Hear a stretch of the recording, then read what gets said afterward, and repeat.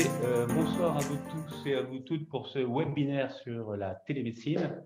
Nous avons vraiment beaucoup de chance ce soir d'avoir un panel d'experts en télémédecine pour traiter un sujet qui est un sujet incroyable, qui est celui de la télémédecine, parce que la télémédecine, finalement, qui existe depuis des années et des années, est devenue un moyen de communication, d'échange avec nos patients qui devient essentiel. Et je remercie à vous tous, à vous toutes, de nous donner votre connaissance et votre expérience, parce que l'expérience nous a permis de progresser de manière considérable. Donc, pour animer ce webinaire, nous avons donc Madame Alajoanine, qui va être présentée par Patrick Jourdain et Patrick Jourdain. Donc, je vous passe à tous les deux la parole pour démarrer. N'oubliez pas, à vous tous les participants, que vous devez poser des questions en bas de votre écran. Il y a marqué Q et R. Donc, vous tapez votre question et à la fin de l'ensemble des communications, on répondra à toutes vos questions. Merci bien et encore une fois, merci de l'invitation parce que je crois que ce qui est essentiel dans la télémédecine, c'est que non seulement les gens de terrain se l'approprient, non seulement les patients se l'approprient, mais qu'il y ait toujours ce soutien de l'institution qui va être derrière et qui va nous permettre de réfléchir et d'aller plus loin. Et encore une fois, je crois que c'est ça qui a fait notre succès à travers le Covid. Ça a été ce partage d'expérience, j'allais dire, au-delà de cette co-construction, se travailler ensemble. Et moi, je suis particulièrement fier d'être ici, j'allais dire, au nom de Covidom. Covidom qui a été une application majeure de la coopération ville-hôpital. Et au-delà de ça, alors que c'est simplement la prise en charge en fait ambulatoire des patients atteints de Covid, c'est la plus grande expérience mondiale à ce titre.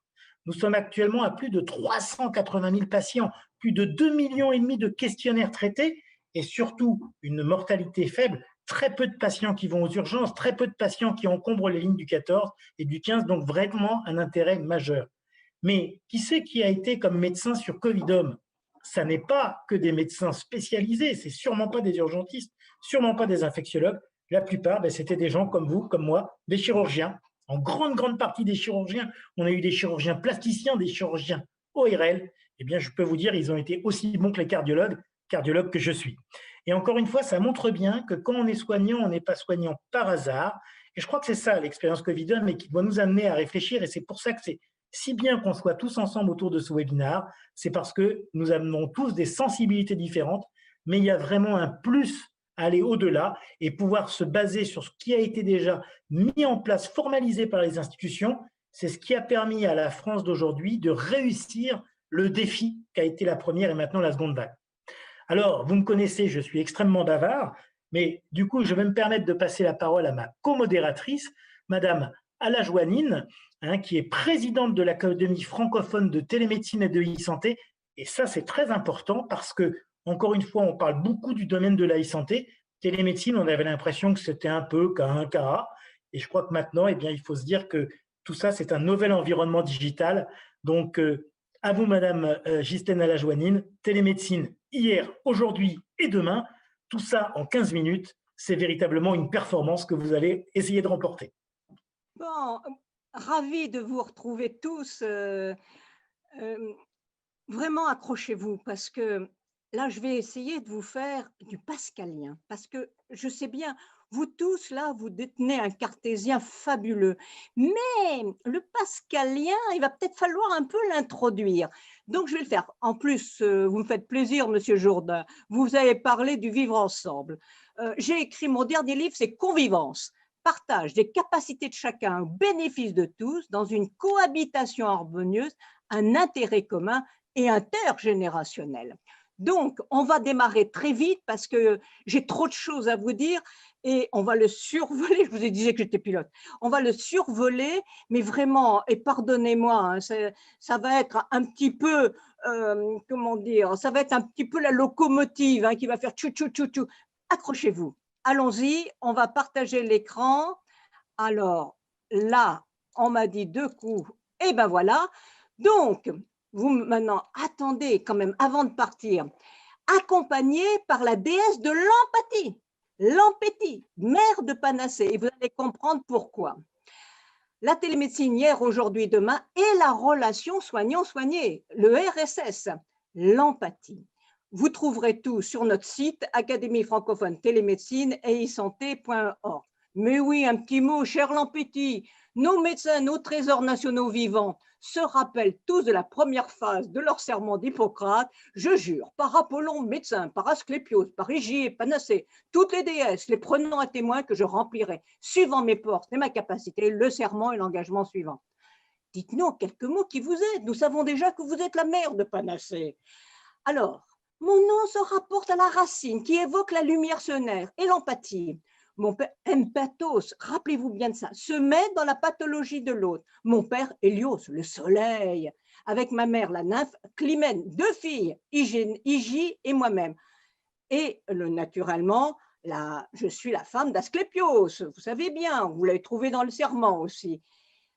Rappelez-vous simplement d'une chose, c'est que mes 3 enfants, Macaon, lui, il était chirurgien, mais bien sûr, vous avez compris pourquoi je vous parle de Macaon. Hygie s'est consacrée à la médecine préventive, elle était la déesse de la guérison, et Panacée, celle du remède universel. Mais qu'est-ce que la télémédecine? Très simple, on n'a pas beaucoup de temps là. C'est faire, je dirais, voyager les patients plutôt que les données. C'est comme si d'un coup de baguette magique, on transportait un médecin au chevet du patient. La définition de l'OMS, je vous l'indique, vous la lirez. Alors, cher Lampetit, vous nous direz que la télémédecine, ce n'est pas la panacée. On est tous d'accord là-dessus. Mais à en croire le directeur général de la santé, le professeur Jérôme Salomon, le 17 mars 2020, il proclamait « La télémédecine est devenue fondamentale ». Je passerai très vite sur les 5 facettes de la télémédecine parce que Madame Céline Lagré, je suis sûre, le fera tellement mieux que moi. La télémédecine est née avec le téléphone. Du téléphone en passant par le kit SOS. Eh oui, Théophile Alain Joanine, en passant par le kit SOS, vous voyez ma valise de télémédecine avec le kit SOS, avec tous les capteurs qui permettent de prendre les paramètres médicaux vitaux, jusqu'à l'avènement de l'intelligence artificielle dans les dispositifs médicaux connectés. Et voilà notre organisation humanitaire Télémédecine sans frontières. À chacun son histoire sur le début de la télémédecine. J'en ai tellement entendu. Vous dire simplement, et ça vous le retrouverez dans tous vos livres, 1920, ça a été la radio, 24, le radiodocteur, les militaires, il faut se rappeler de Syracuse en 80 quand même, la démonstration avec Cochin et l'Hôtel Dieu. En 2000, notre organisation humanitaire faisait les premières télééchographies satellitaires au monde. Et le 7 décembre 2001, une opération de téléchirurgie a été réalisée entre New York par le chirurgien Jacques Maresco de Strasbourg, où était le patient. 90, à noter en 92 la naissance du web. C'est grâce au président du CNES, Alain Bensoussan, que nous avons pu envisager. Lui, il ne m'a pas pris pour une folle que c'était de la science-fiction. Il m'a dit, Guylaine, OK, je te prête mes satellites, c'était gagné. On a pu envisager les premières expériences de télémédecine satellitaire. Et à cette époque, c'est avec Philippe Arbeil, Nicolas Poirot et le ministre du Sénégal, Marie-Louise Correa, qu'on a fait ces premières expériences au monde de télééchographie satellitaire dans la région de Tambacounda. Tambacounda, c'est une région qui est au nord de la Guinée. C'est en face du, j'allais dire suppositoire, mais c'est vrai, le suppositoire de la Gambie, vous voyez, qui rentre au Sénégal. Tambacounda, c'est une région, quand vous avez 2 morts, mortalité maternelle et infantile, quand vous avez 2 morts à Paris, vous en avez 500 à Dakar, 1800 là-bas. OK, donc on passe. Alors, quelques petites images, parce que c'est quand même pour vous dire, voilà, quand on arrivait quelque part, ben, c'était ça. Pire que je dirais les fils du test du Covid. Hein. Là c'est dépassé, hein, là-bas. On est en Afrique hein, quand même. Hein. Donc, l'attente était absolument immense. On ne croyait pas nous-mêmes. Alors, naturellement, même dans les petits villages comme celui-là. Vous voyez, alors, qu'est-ce qu'on faisait? Voilà, ça c'était notre hôpital, hein. Ça vous change un peu. Hein. Les gens se plaignent en France, mais regardez donc où on intervenait. Voilà notre case hôpital. Hein. On mettait l'antenne Limarsat, vous voyez, sur la voiture. On parlait, hein, la parlotte, hein, sur l'arbre à palabres, ça y allait. Parce qu'il fallait expliquer aux gens, il fallait qu'ils comprennent ce qu'on était en train de faire. Hein. Donc, il y avait presque autant de temps à leur expliquer que de passer avec, là vous voyez Nicolas Poirot, là vous voyez les gens du CNES, tous nos polytechniciens qui jamais s'il y avait un truc qui allait pas, ils réparaient ça tout de suite. Donc on est sous l'arbre, pas l'arbre, on est sur le terrain. Et ça venait de partout, de Mauritanie, du Sénégal et même d'ailleurs. Et là, c'était pour eux complètement, nous sommes dans fin des années 90, début 2000. Les matrones, qui sont des femmes, les sages-femmes traditionnelles, on avait mis au point un programme soins obstétriques d'urgence en 4 mois. On les formait sur tout ce qu'on dit maintenant, nos capteurs, si vous voulez, nos dispositifs médicaux. Vous aviez, si vous voulez, à l'intérieur de la valise, vous aviez un oxymètre, un glucomètre, vous aviez un spiromètre, vous aviez un ECG. Et naturellement, j'oserais dire, et vous le savez beaucoup mieux que moi, c'est toujours beaucoup, le diagnostic, c'est toujours cœur-poumon. Donc, il y avait tous ces capteurs dans la valise et il a fallu que je trouve, avec les Chinois à ce moment-là, bah oui, qui faisaient des échographes portables. Donc, j'avais réussi à trouver en Chine un échographe portable. Bon, vous voyez, fin 90, 2000, c'était les premiers échographes portables. Hein, mais il marchait bien, je vous assure, il marchait bien. Donc, vous nous voyez installés dans notre magnifique hôpital, okay, dans notre case avec les... Donc, je passe très vite. On est intervenu beaucoup au Sénégal, au Mali, dans tous ces endroits, en Guinée. Et on a monté le réseau RAFT, hein, qui maintenant, on est sur une vingtaine de pays avec l'UNFM aussi, qui est présidé par le docteur Lynn Kleinbraille. Et bien naturellement, dans ces années-là, que ce soit en 2003, que ce soit en 2005, on a, au sommet, l'ONU nous a, comment dire, nous a découvert, si on peut dire, et on a été remarqué au sommet mondial de la société d'information. Et en 2003, là quand même, parce qu'on allait en prison en France il y a 30 ans, hein, si on voulait faire de la télémédecine, il faut quand même s'en rappeler. Hein. Donc, on n'avait pas le droit à Hippocrate, au chevet du patient. Hein. Donc, on a Raffarin, m'a dit, Madame Joanine, ma femme m'a dit, il y a le SRAS, tous les diplomates, ils veulent avoir un médecin auprès d'eux tellement ils ont la trouille là où ils sont, etc. Mais ma femme m'a dit, ah, mais il y a le truc à Guylaine. Il m'a fait venir et il m'a dit, mais pourquoi vous ne faites pas ça en France? J'ai dit, parce qu'on va en prison en France et on le fait.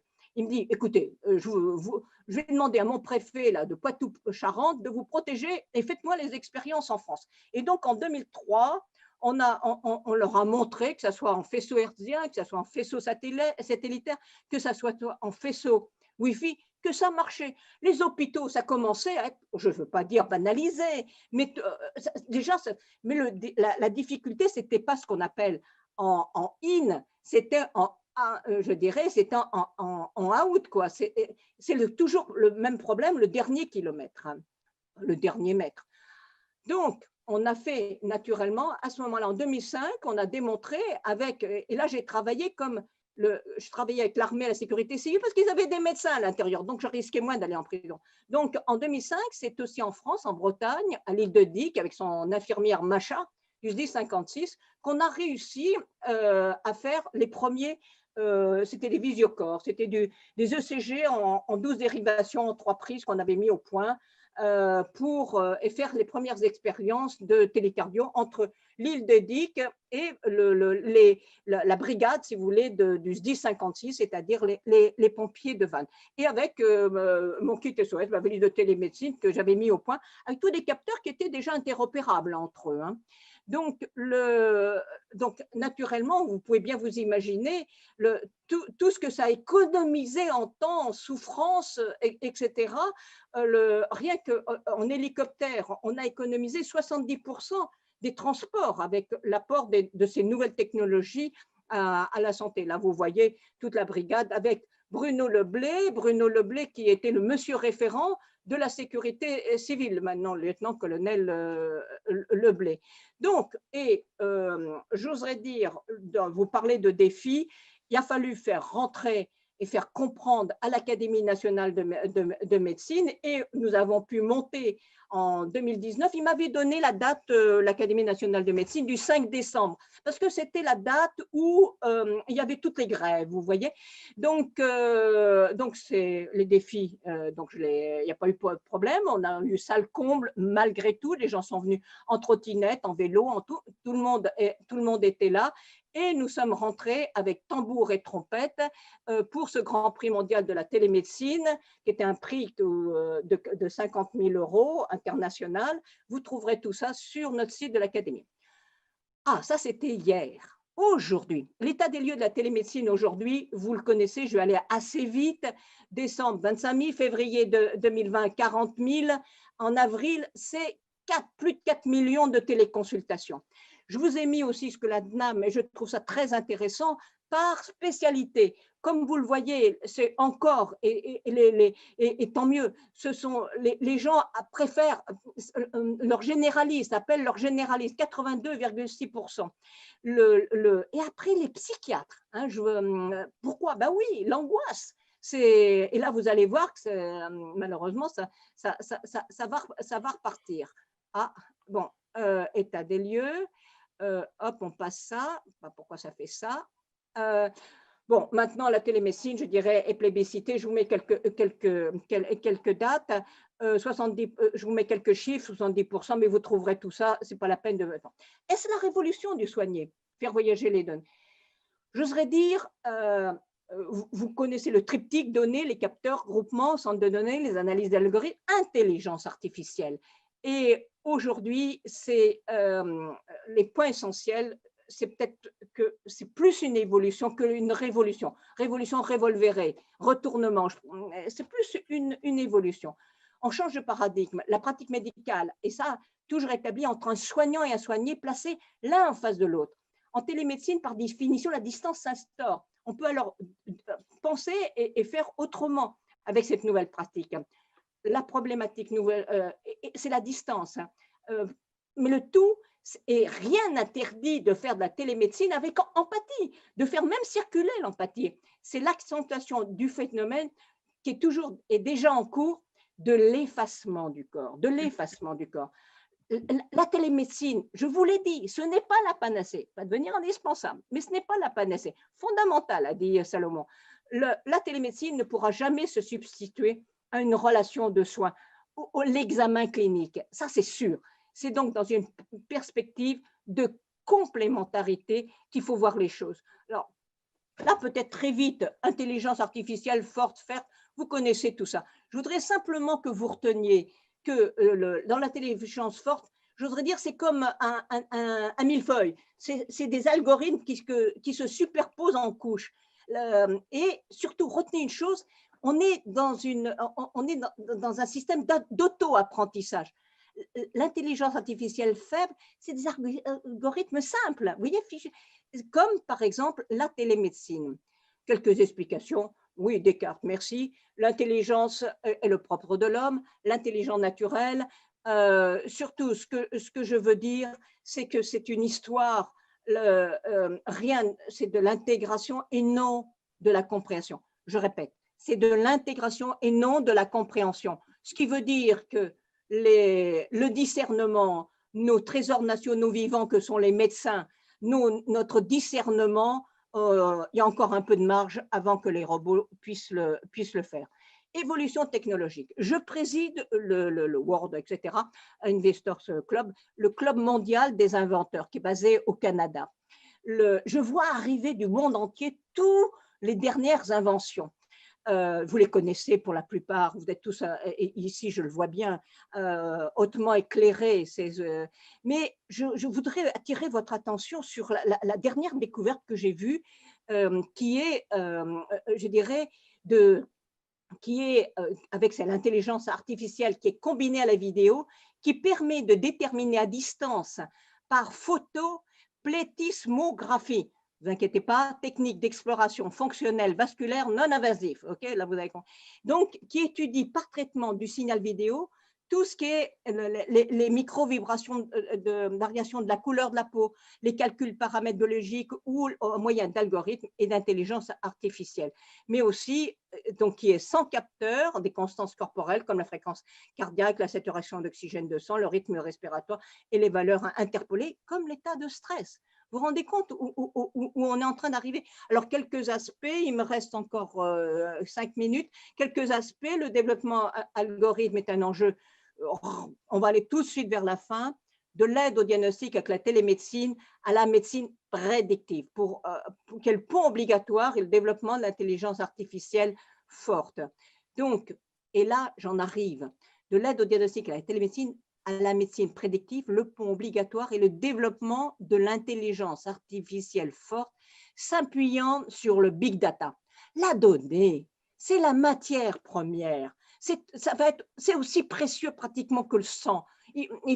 On a bien des banques de sang, il faut des banques de données, il faut protéger cette matière première. C'est une de nos plus grandes richesses. L'intelligence artificielle à la médecine offre une perspective essentielle à l'essor des nouvelles technologies. J'ai mis au point les 6 P: proximité, prédictive, participative, personnalisée, plurielle, préventive. Pareil que pour la médecine. Donc, simplement, là, il va rester peu de temps, donc vous le lirez, mais vous avez très bien compris et vous avez très bien vu ce que je veux dire par là. Donc, la consultation physique inclut un examen clinique qui se décompose en écoute, inspection, palpation, percussion, auscultation, avec l'écoute. L'écoute. Seule l'inspection visuelle demeure, mais les moyens technologiques, capteurs connectés, photoplésimographie, permettent en partie de pallier sa disparition. Tout à l'heure, je vous parlais de l'effacement du corps. Okay, l'empathie. Je voulais arrêter là-dessus, parce que des conférences, des trucs, on en fait toujours plein et on se connaît tous presque, on sait exactement. Mais en fait, on parle très rarement de cette relation soignant-soigné. Je finis par là. L'empathie, c'est l'âme de la médecine, hein, comme dans la médecine.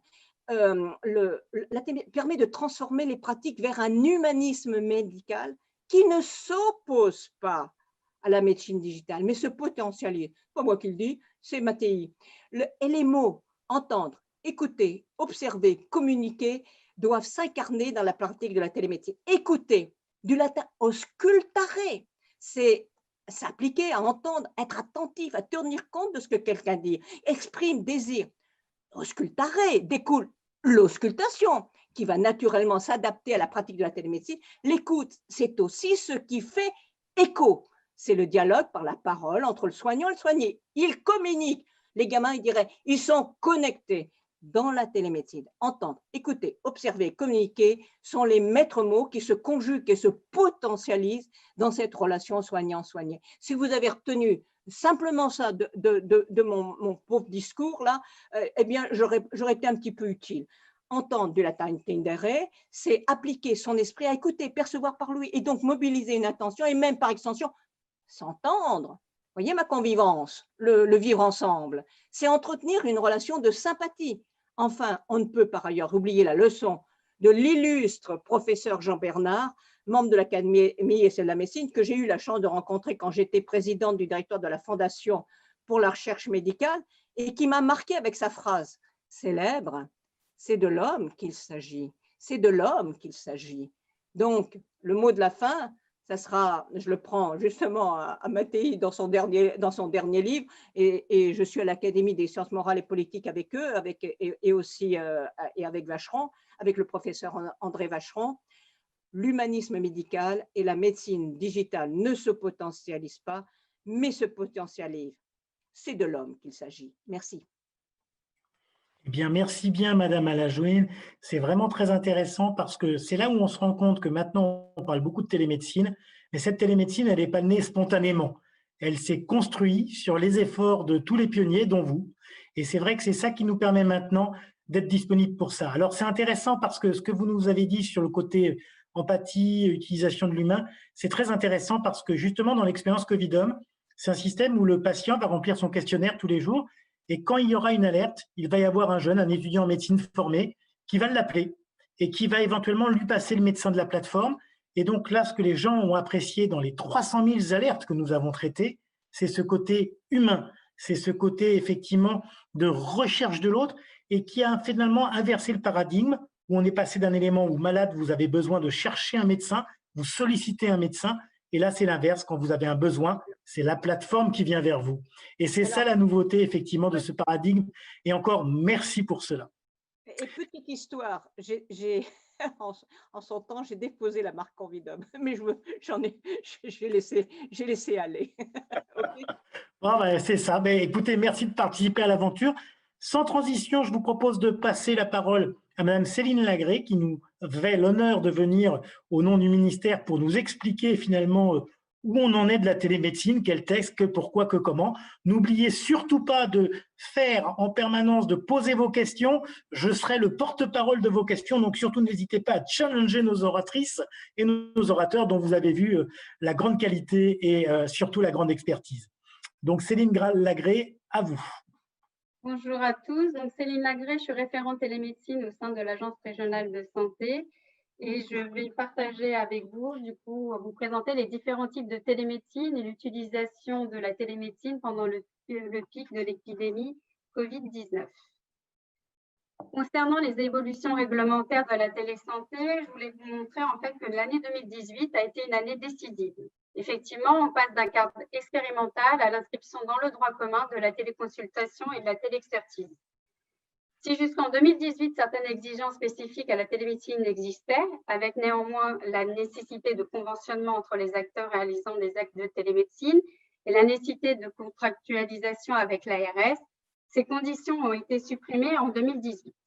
Le décret 2010 définit les actes de télémédecine et les modalités d'application de ces actes. Ce qu'il faut savoir, c'est qu'à partir de septembre 2018, la téléconsultation est rentrée dans le droit commun et en février 2019, dans des modalités spécifiques que je vous expliquerai dans la suite de mon diaporama, la téléexpertise est aussi rentrée dans le droit commun.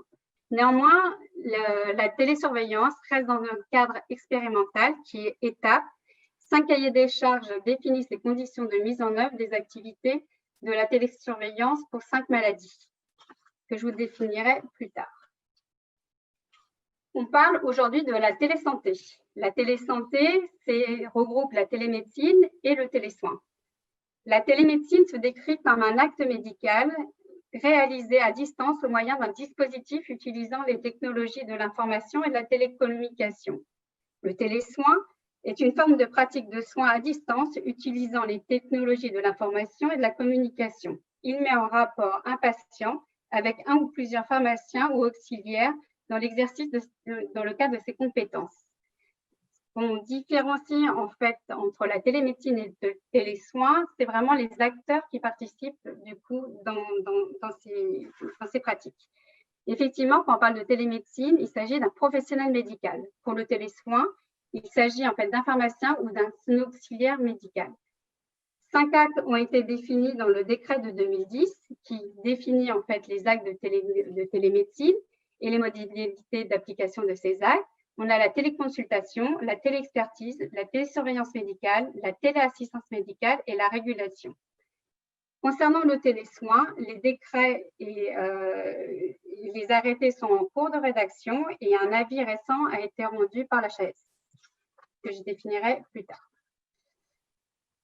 Concernant la définition des actes, la téléconsultation permet une consultation entre un médecin et un patient assisté ou non d'un professionnel de santé.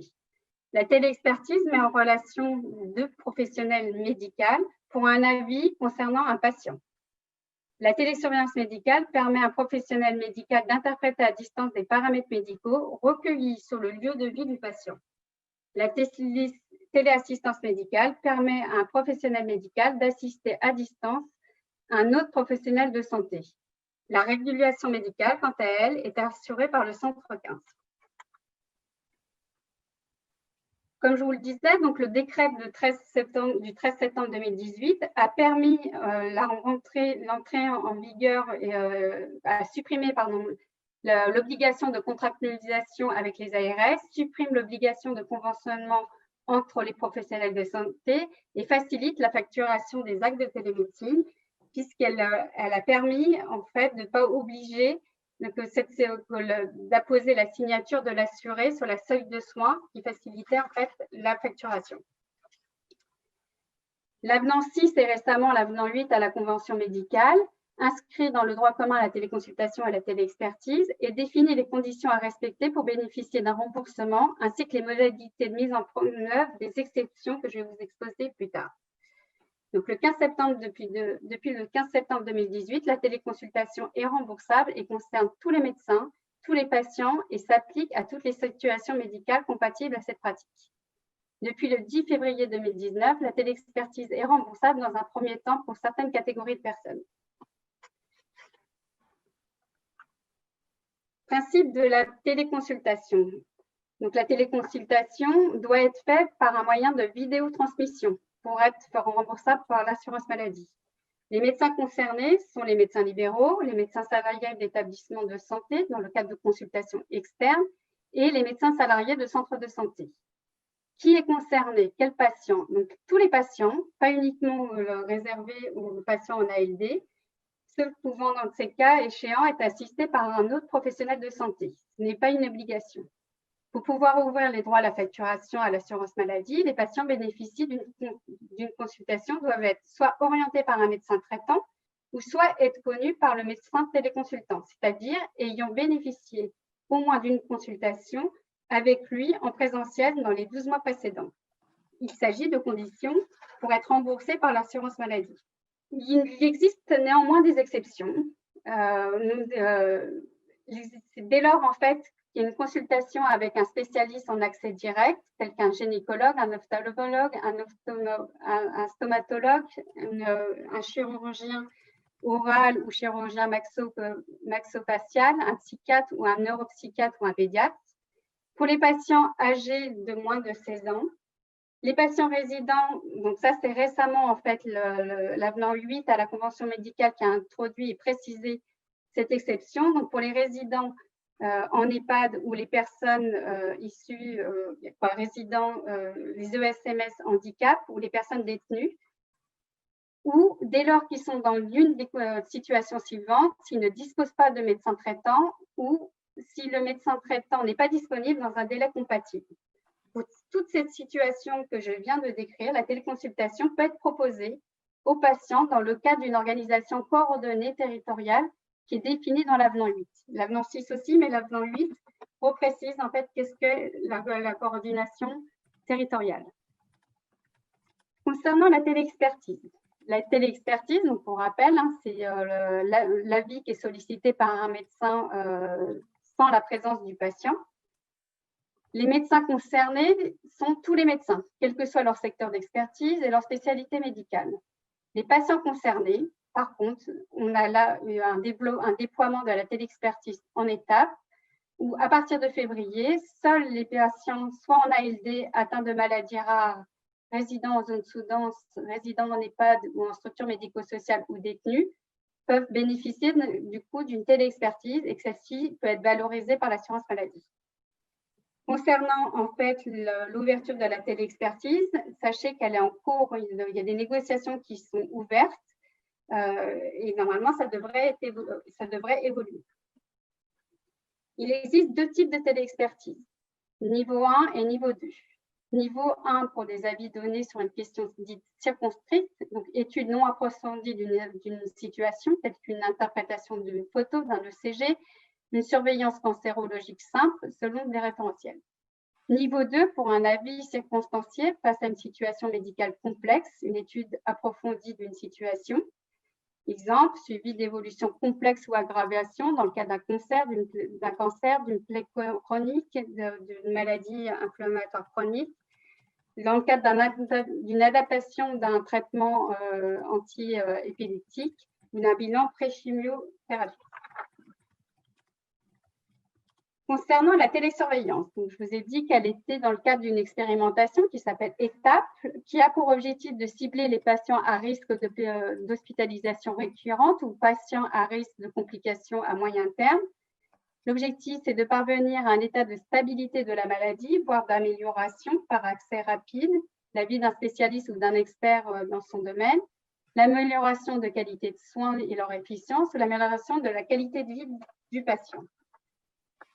Les 5 cahiers des charges qui ont été définis et qui décrivent la mise en œuvre de l'activité de surveillance, elle est pour les patients en insuffisance respiratoire chronique, en insuffisance cardiaque chronique, les patients en insuffisance rénale chronique, les diabétiques et les patients porteurs de prothèses cardiaques implantables à visée thérapeutique. Les éléments communs de ces cahiers des charges, c'est le choix de patients les plus sévères, nécessité d'une action d'accompagnement thérapeutique, des systèmes de recueil automatique avec des algorithmes et une tarification forfaitaire par patient et par semestre des actes de télésurveillance, de l'accompagnement thérapeutique, et il y a une valorisation aussi de l'industriel. Pendant l'état d'urgence, donc si je vous ai dit que 2018 était un tournant pour la télémédecine, on va constater aussi que 2020, avec le Covid-19, a été aussi un accélérateur pour le déploiement de la télémédecine.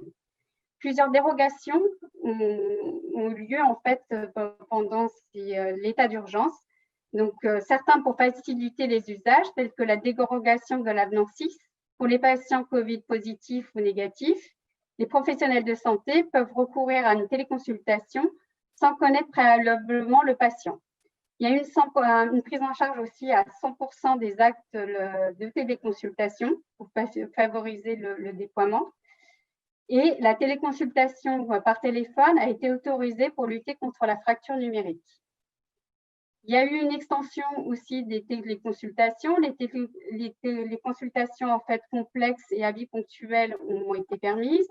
L'ouverture de la téléconsultation des sages-femmes a été possible, avec la prise en charge des téléconsultations pour l'examen prénatal, des séances de préparation à la naissance et pour la prise des médicaments dans le cadre d'un IVG. Concernant la téléexpertise, il y a eu une ouverture du coup de la téléexpertise pour les patients présentant des symptômes de l'infection ou reconnus comme atteints atteints du Covid. Il y a eu un déplafonnement, sachant qu'on a une limitation des téléexpertises, du coup, qui a été supprimée. Et il y a eu en fait un élargissement de la définition des patients qui pouvaient être inclus dans un cahier des charges concernant l'insuffisance cardiaque. Concernant les dérogations, certaines prennent fin au 31/12/2020, d'autres ont été abrogées telles que celle de la prise en charge de la téléconsultation par téléphone. Certaines, en fait, s'arrêtent au 31/10/2020, sachant qu'en fait, que l'ensemble est en cours de négociation. Et on peut supposer que celles qui devaient s'arrêter au 31/10 vont être poursuivies au 31/12/2020. Concernant le télésoin, progressivement, il y a eu une ouverture de la télésanté avec une permission donc, pour les pharmaciens, les médecins kinésithérapeutes, les orthophonistes, les orthoptistes, les pédicures podologues, les ergothérapeutes et les psychométriciens et diététiciens ont pu du coup aussi faire du télésoin. Donc, dans le détail, il y a eu du coup l'accompagnement infirmier à la téléconsultation avec une prise en charge à 100% des actes qui ont été possibles. En concernant les podologues, une ouverture de 2 actes de rééducation. Orthophonistes, il y a eu 4 actes qui ont été permis. Les pharmaciens, la possibilité du télésoin pour accompagner les patients qui étaient sous traitement AVK ou AOD. Les orthophonistes ont eu aussi, il y a eu un arrêté spécifique décrivant en fait tous les actes qui étaient permis, et de même pour les médecins, les masseurs kinésithérapeutes. Le télésoin a fait l'objet du coup d'un avis HAS qui a redéfini le télésoin.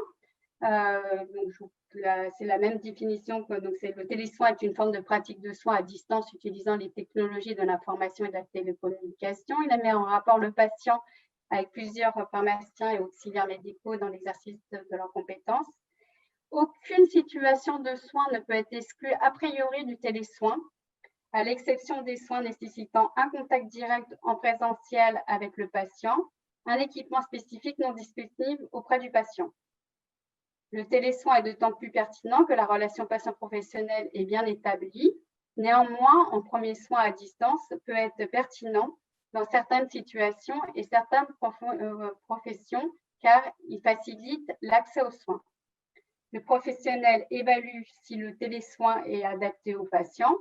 Des critères d'éligibilité sont à vérifier en amont de la réalisation des actes de télésoin. Le recours au télésoin relève de la décision partagée du patient et du professionnel qui va réaliser le télésoin. Autrement dit, pour l'instant, aucune situation de soin ne peut être exclue a priori du télésoin. C'est l'avis rendu de la chaise. Concernant le suivi de l'acte de téléconsultation, ce qu'on peut noter, c'est qu'en janvier, donc avant la crise du Covid, on observait 17 000 actes de téléconsultation. Donc, je voudrais préciser juste que ces chiffres, en fait, c'est tous les actes qui ont été facturés auprès de l'assurance maladie. Sachant que les établissements, pour certains, ne parviennent pas en fait à facturer les actes, c'est à prendre en compte en fait dans l'exploitation des résultats que je vous présente. On constate une augmentation significative des actes de téléconsultation sur la région d'Île-de-France, avec une augmentation, on arrive presque de 800 000 en avril 2020. Un fléchissement au mois de juillet et au mois d'août, je n'ai pas pu vous présenter les derniers, mais on constate une reprise d'activité en septembre. 89% des actes sont pris en charge par les médecins libéraux, 8% par les centres de santé et 3% par les établissements santé.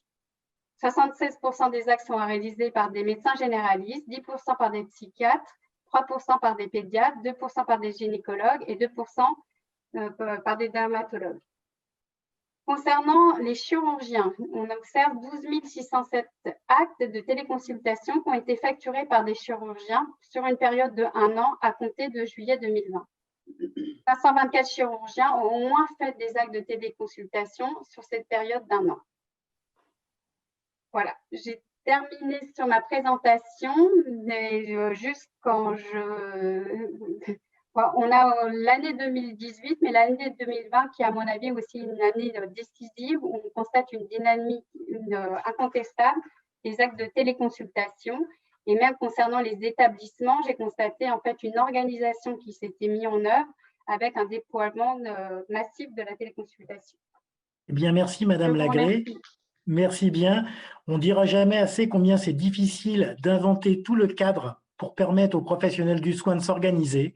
Et je crois que honnêtement, si la France a pu s'adapter si vite, c'est parce qu'on avait, même s'ils sont toujours imparfaits, au minimum un cadre réglementaire, un cadre législatif. Et donc ça, je crois que c'est vraiment le but des ARS. Alors juste une question, parce qu'on est vraiment un peu déjà en retard, une question très simple à brûle pour point. Est-ce qu'on peut dire que la consultation d'anesthésie, elle rentre dans le cadre de vos dérogations? Alors, aujourd'hui, en fait, on a encore, concernant en fait l'avenant 6, du coup, on est dans le cadre on a, comme vous l'avez vu, cette condition sur la connaissance préalable du patient. Néanmoins, il y a des négociations qui sont en cours de discussion et du coup, ça devrait évoluer. D'accord. Eh bien, merci bien, Madame Lagré. Et voilà, à chaque fois, j'allais dire, on discute entre institutions professionnelles, tout ça, mais comme ça a été très, très bien dit par Madame Alajoanine, l'élément clé, c'est le patient dans tout ça. Et donc, j'aurais envie tout de suite de passer la parole à une représentante de patients, et je crois que ça, c'est un élément clé. Finalement, que pensent les patients de la télémédecine? Et sans plus attendre, je passe la parole à Madame Catherine Olivet, représentante des usagers. Bonjour à tous. Alors, je suis cet être un peu étrange au milieu de professionnels de haut niveau, puisque je représente les usagers depuis 12 ans dans différents secteurs de l'Agence régionale de santé. Et monsieur le professeur Henri Jean-Philippe a cru beau, au moment de la création de l'ORCA, de me demander d'être le représentant des usagers à l'ORCA. Je pense qu'au début, c'était un aspect un peu de démocratie ornementale, parce qu'il fallait avoir un représentant des usagers. Après, peu à peu, au milieu de ce monde très particulier que sont les chirurgiens, je pense que j'ai essayé de trouver ma place à la fois respectueuse et parfois un peu euh, Condescendante. titillante. Non, pas quand jamais. Est-ce qu'un représentant des usagers Tant mieux. pourrait, non, mais d'être quand même un peu titillant voilà, le questionnement des chirurgiens. Alors, on l'a vu très bien d'ailleurs, aussi bien avec Guylaine Alajouani qu'avec Madame Lebré. On voit bien que tous ces termes, téléconsultation, téléexpertise, télésurveillance, voilà, ça fleurit, ça explose. On n'arrive même plus à savoir lesquels sont avec visio et lesquels sont sans visio. C'est très bien, à part que, on l'a vu très clairement dans la présentation de Madame Lebré, tout ça, ça correspond à des instructions, des décrets, des tarifications, des critères d'autorisation. Quand vous lisez la liste sur le site de l'ARS, c'est tout à fait, du ministère de la Santé, c'est tout à fait intéressant. Quelques mots que j'ai mis en exergue qui sont la sécurisation des échanges, le circuit de factorisation, ça les usagers s'en foutent complètement. Du moment que c'est pris en charge pour eux à 100%, c'est la seule chose qui les importe.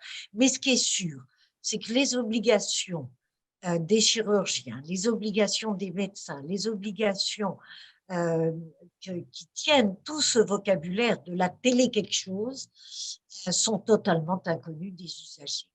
Et je retiendrai, par exemple, dans la liste de Madame Alajouani, j'ai eu un mot qui m'a interpellée. Il y avait le mot prédictive, médecine prédictive. Voilà. Excusez-moi, approchez un peu de votre micro, Madame Olivet. D'accord, je suis trop loin, on m'entend mieux? C'est mieux. Oui, c'est mieux. Bon, j'étais trop loin. Alors, tout ça pour vous dire que, par exemple, le prédictif, nous avons tous vu pendant cette crise sanitaire depuis le mois de mars à quel point les prédictions, les maladies et les virus se moquaient éperdument des prédictions, des algorithmes et des statistiques. Donc, je mettrai un petit point d'interrogation sur la médecine prédictive.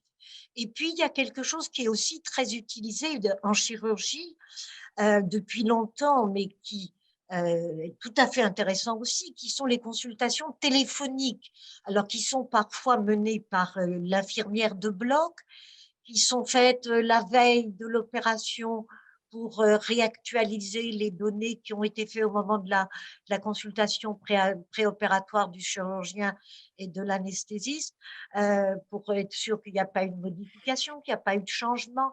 Il y a ces fameux appels téléphoniques du lendemain pour savoir qui est indispensable dans la chirurgie ambulatoire en particulier, l'appel du lendemain. Simplement, j'attirerai votre attention sur le fait que tout cela n'est pas du tout architecturé, cadré, ni obligatoire. Et il y a des recommandations de la société savante. Je suis souvent sollicitée par la CNAR sur ce genre de sujet, mais c'est vrai que c'est quand même extrêmement aléatoire. Chaque équipe chirurgicale fait sa petite cuisine, fait son petit mode d'emploi, voilà. Je citerai comme exemple du mauvais mode d'emploi, c'est l'appel le lendemain matin en chirurgie ambulatoire. Le lendemain matin à 8 heures, le patient répond, il est encore dans son lit. Donc, il dit qu'il va très bien. Et puis, une heure après, il se lève et là, il a un vertige, il se casse la gueule et il s'ouvre le menton sur le rebord de la table de nuit. Voilà. Ce que je veux juste dire, c'est que on voit bien qu'il y a une immense diversité des mises en œuvre d'un certain nombre de choses, certaines très cadrées, mais qui ont quand même des mises en œuvre variables. Et puis d'autres, et alors, je voudrais aussi insister sur le fait qu'on voit extraordinairement avec cette crise sanitaire. Vous savez, ça m'a fait tout de suite penser à aux gueules cassées de la Première Guerre mondiale, où toute la chirurgie reconstructive, réparatrice, a trouvé là son cœur, son origine de départ, et son extension extrêmement importante, y compris pour les femmes qui n'aiment pas leur nez. Mais voilà, cette crise sanitaire est probablement une source d'une grande richesse si chacun veille à ne pas oublier les essentiels. Et voilà les quelques questions que je me pose. Le devoir de loyauté dans l'information du patient. Ça, c'est une valeur de base indispensable, quel que soit le sujet, mais peut-être encore plus en chirurgie, où je dirais le corps du patient est à la merci, à la main du chirurgien, sous la compétence et la surveillance de l'anesthésiste réanimateur. J'aimerais vous dire à quel point la loyauté de l'information est essentielle. La clarté de l'information. J'aimerais attirer votre attention et quand moi, en tant que représentant des usagers dans divers hôpitaux publics d'Île-de-France, à PHP ou non, je vois l'incroyable niveau de faiblesse de la prise en charge des hôpitaux dans les handicaps et surtout les handicaps invisibles, handicap psychiatrique, handicap cognitif, tout bêtement handicap de la surdité, où le patient ne va pas vous dire qu'il n'a rien compris parce qu'en fait, il a entendu qu'un mot sur deux.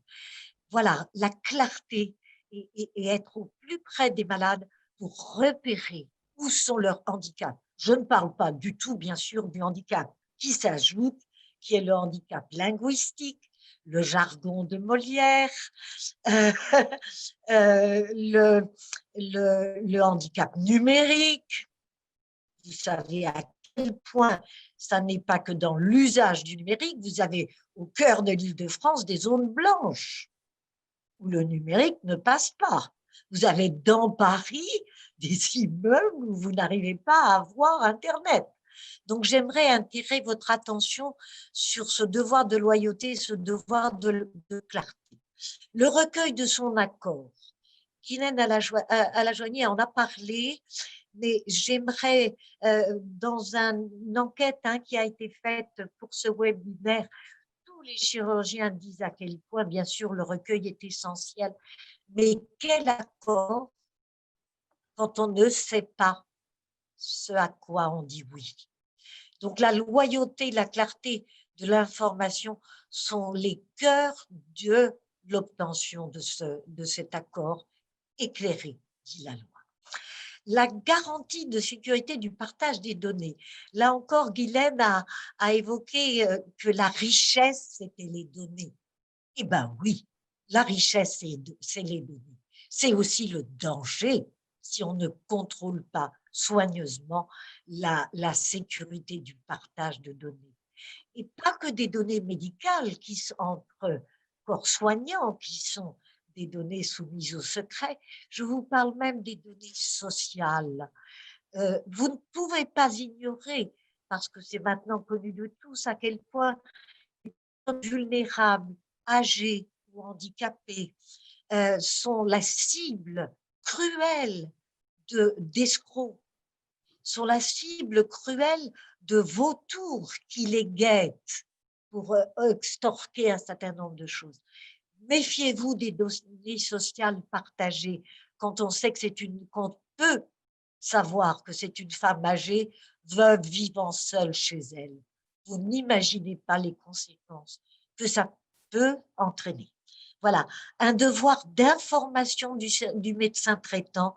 Je vous rappelle que c'est une obligation légale depuis longtemps pour toute personne opérée de quitter l'hôpital avec son bilan, sa lettre de sortie qui contient les informations essentielles pour qu'il y ait un suivi le soir même ou le lendemain. Eh bien, ce devoir d'obligation du médecin, ce devoir d'obligation de la personne de confiance et du proche qui va assurer le retour à domicile et la sécurité de la sortie à plus forte raison quand on est en ambulatoire, la sortie d'hospitalisation le soir même ou le lendemain ou 2 jours après. Voilà, il y a vraiment ce sont des outils. Pour moi, la télémédecine, ce sont des outils qui ne peuvent pas remplacer la relation humaine, mais qui peuvent l'augmenter en tenant compte de tous les freins et de tous les handicaps. Alors, en conclusion, si j'arrive à faire passer la diapo suivante, non, je suis allée un peu trop loin, voilà.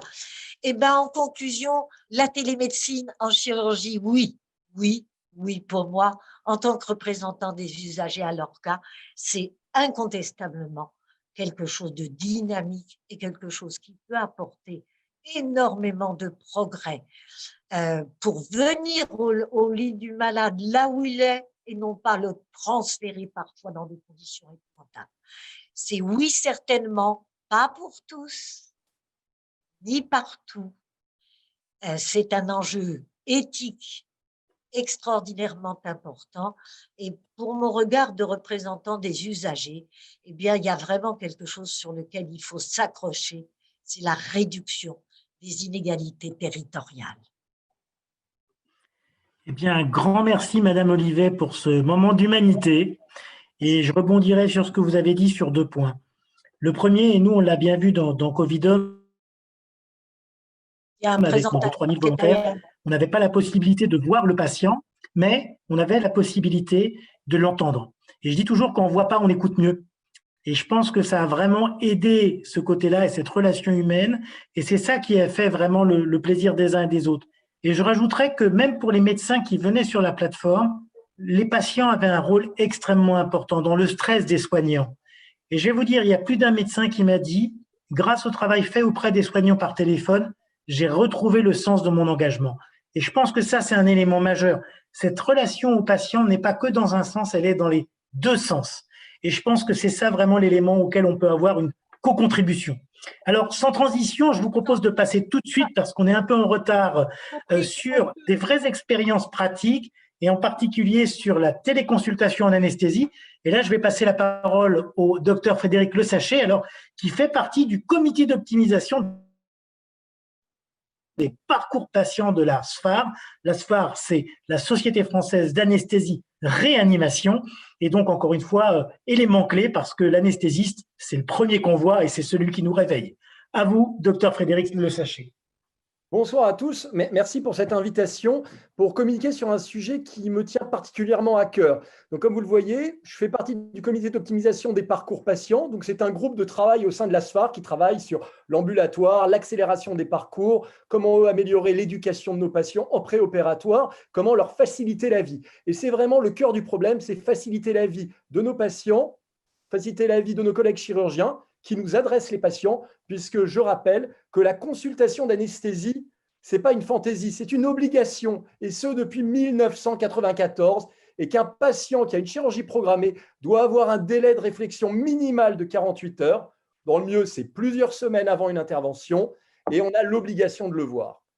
Et jusqu'à présent, on va dire jusqu'à début de l'année 2019-2020, l'obligation de le voir, elle était présentielle.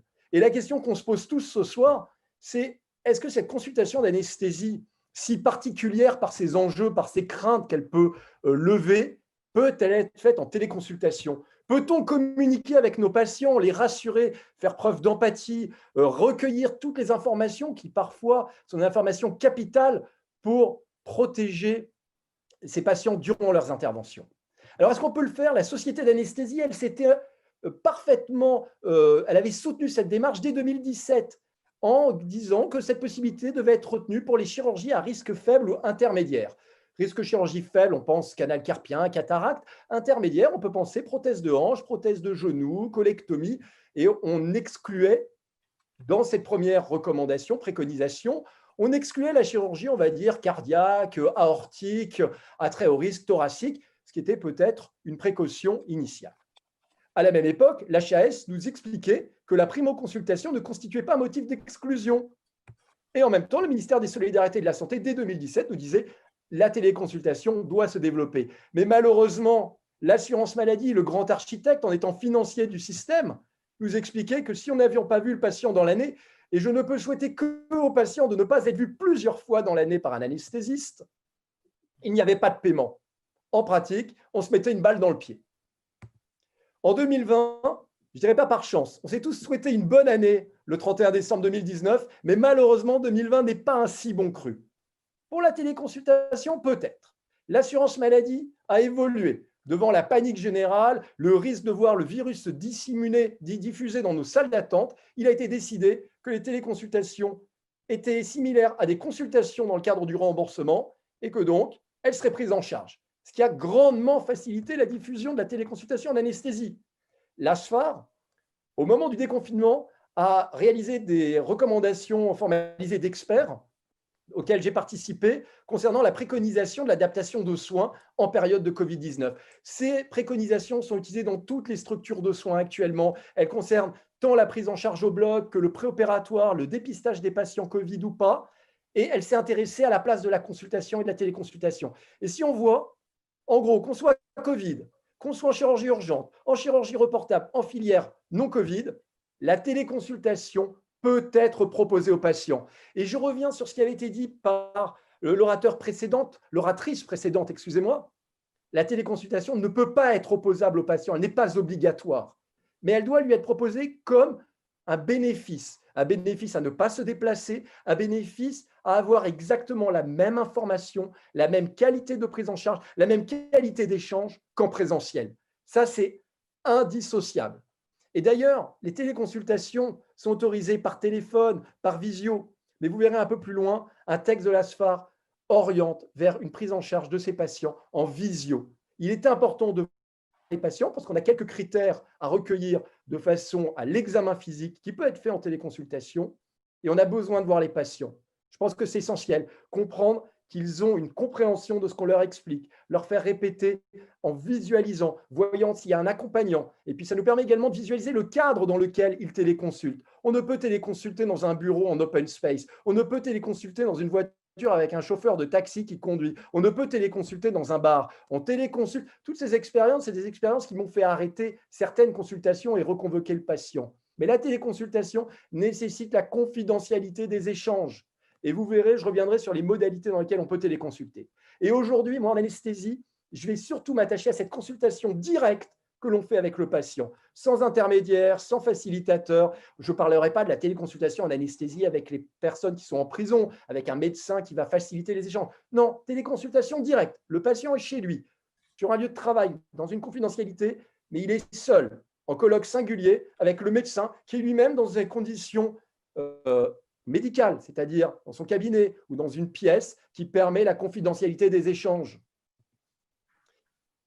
La téléconsultation, elle est tout à fait possible en anesthésie et je vais essayer de vous en convaincre.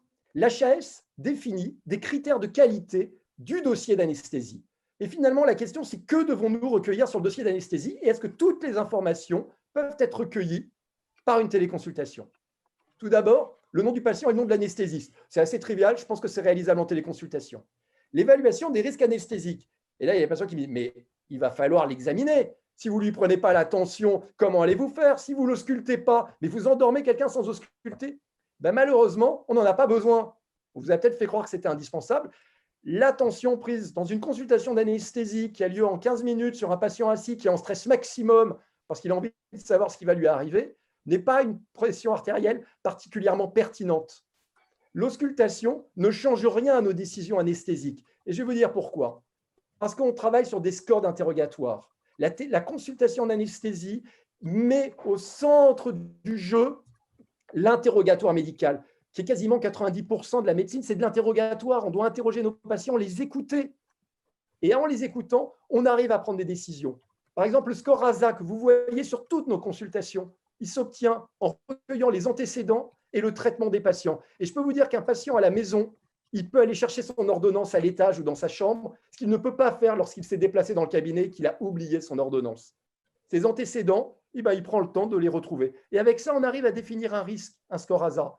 Le score METS, l'adaptation à l'effort, c'est poser la question au patient s'il est capable de monter 2 étages d'une traite sans douleur dans la poitrine, sans essoufflement.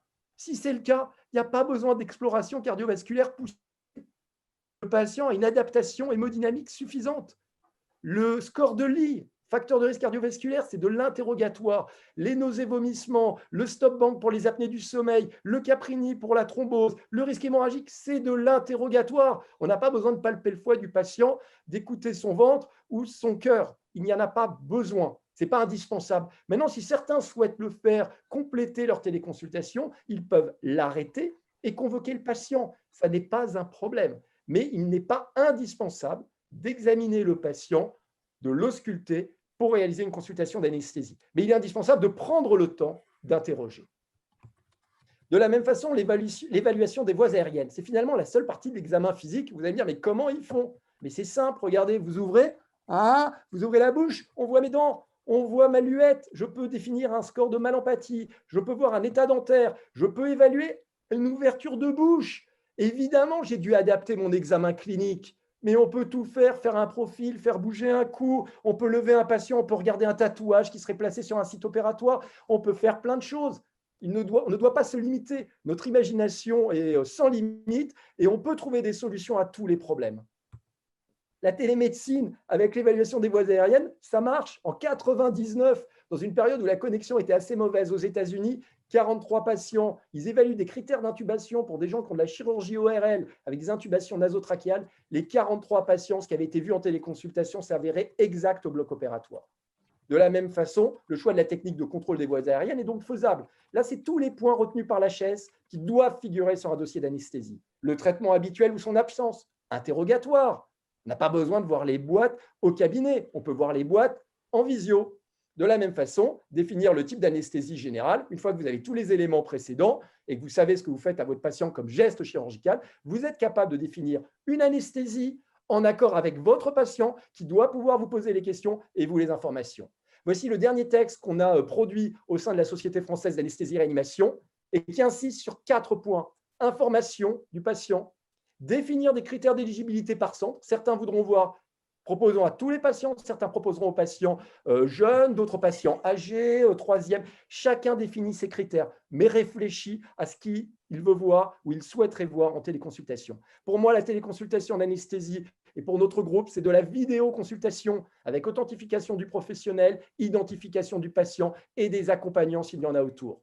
Et puis la place de la visite pré-anesthésique, comme le soulignait l'oratrice précédente, Madame Olivet, la visite pré-anesthésique n'a pas besoin d'être la veille. Il faut arrêter de faire venir les patients la veille d'une intervention. Ça ne sert à rien. Moi, je travaille dans des centres où j'ai mis en place l'admission le jour même pour des chirurgies lourdes. Ça se fait depuis plus de 25 ans pour de la chirurgie cardiaque, pour de la chirurgie thoracique. Ça marche très bien. Arrêtons de faire venir dans les hôpitaux des patients qui attendent pendant 12 à 24 heures d'être opérés, qui vont manger parfois une nourriture détestable, qui vont attendre toute la nuit, qui vont être mis à jeun à minuit, alors que s'ils étaient chez eux, ils auraient le droit de boire un thé, un café. Donc arrêtons tout ça. Mais cette visite pré-anesthésique qui peut avoir lieu dans les minutes qui précèdent l'intervention, eh bien, elle doit être qualitative et elle doit revérifier tous les paramètres de la consultation, mais comme pour une consultation présentielle.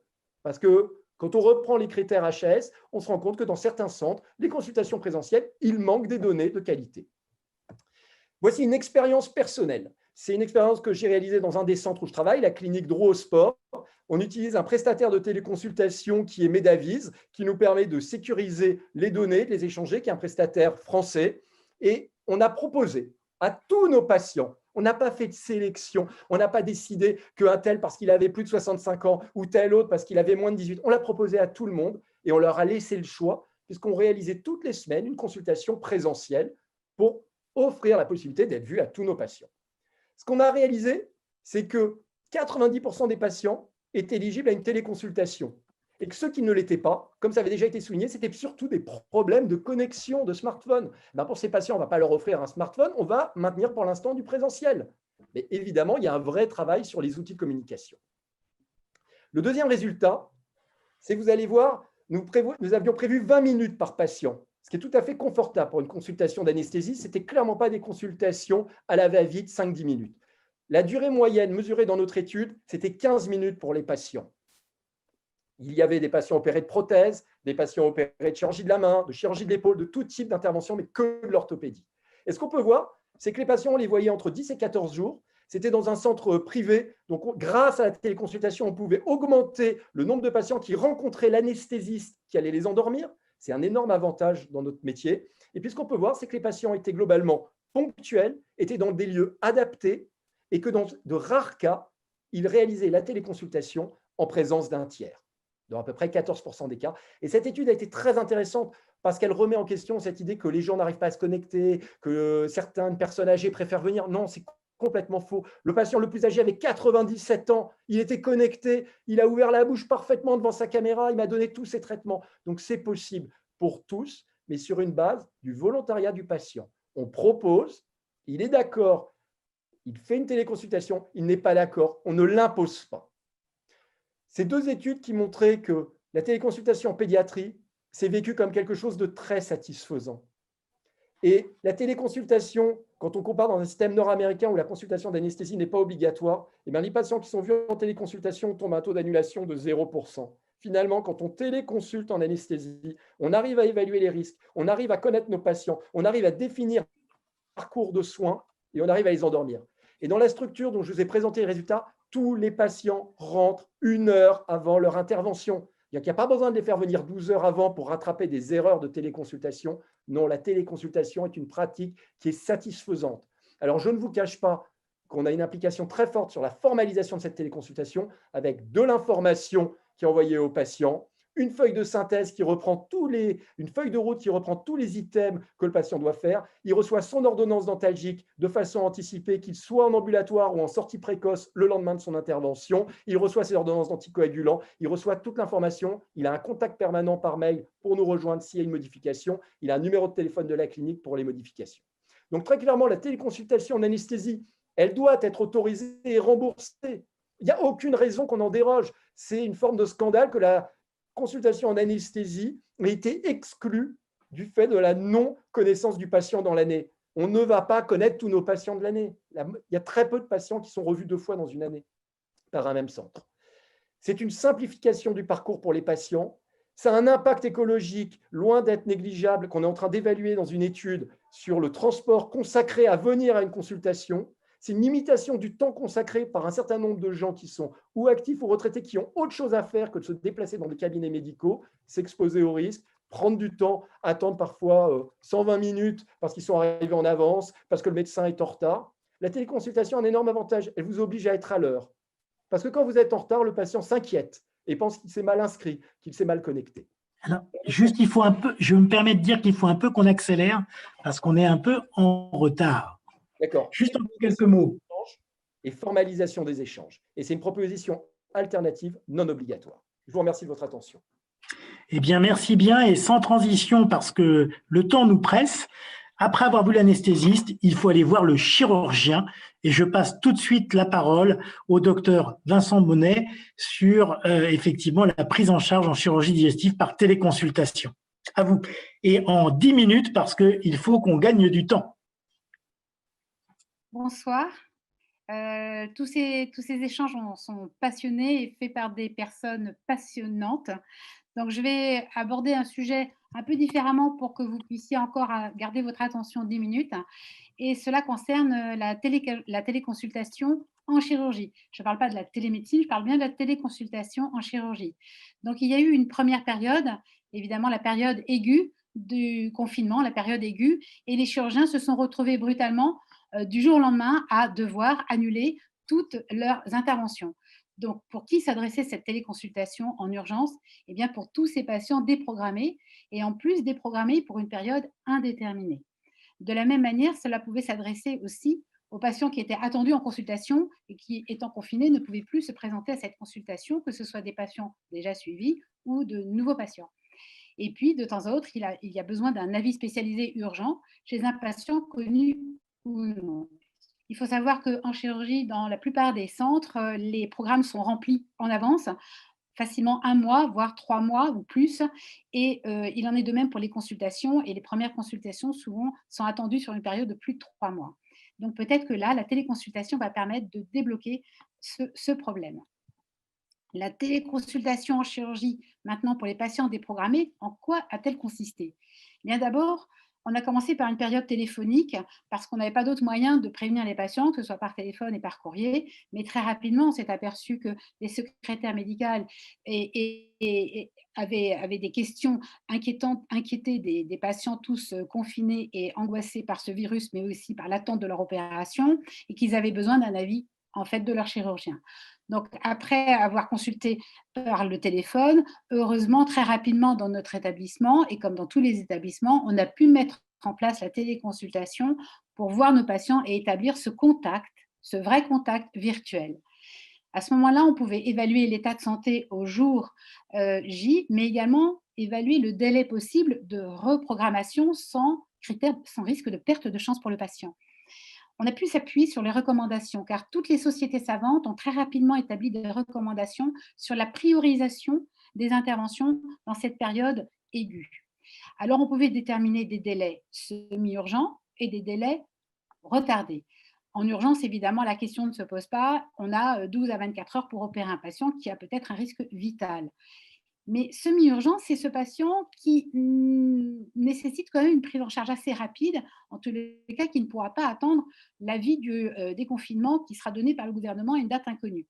Donc, les patients concernés, ce sont surtout les patients qui ont un cancer et pour lesquels nous avons maintenu des réunions de concertation pluridisciplinaires de carcinologie avec le soutien des recommandations savantes pour que, cas par cas, on puisse savoir si pour le patient, on pouvait reporter sa chirurgie et modifier la stratégie des chimiothérapies ou pas, ou s'il fallait vraiment l'opérer rapidement parce que c'était très dangereux d'attendre.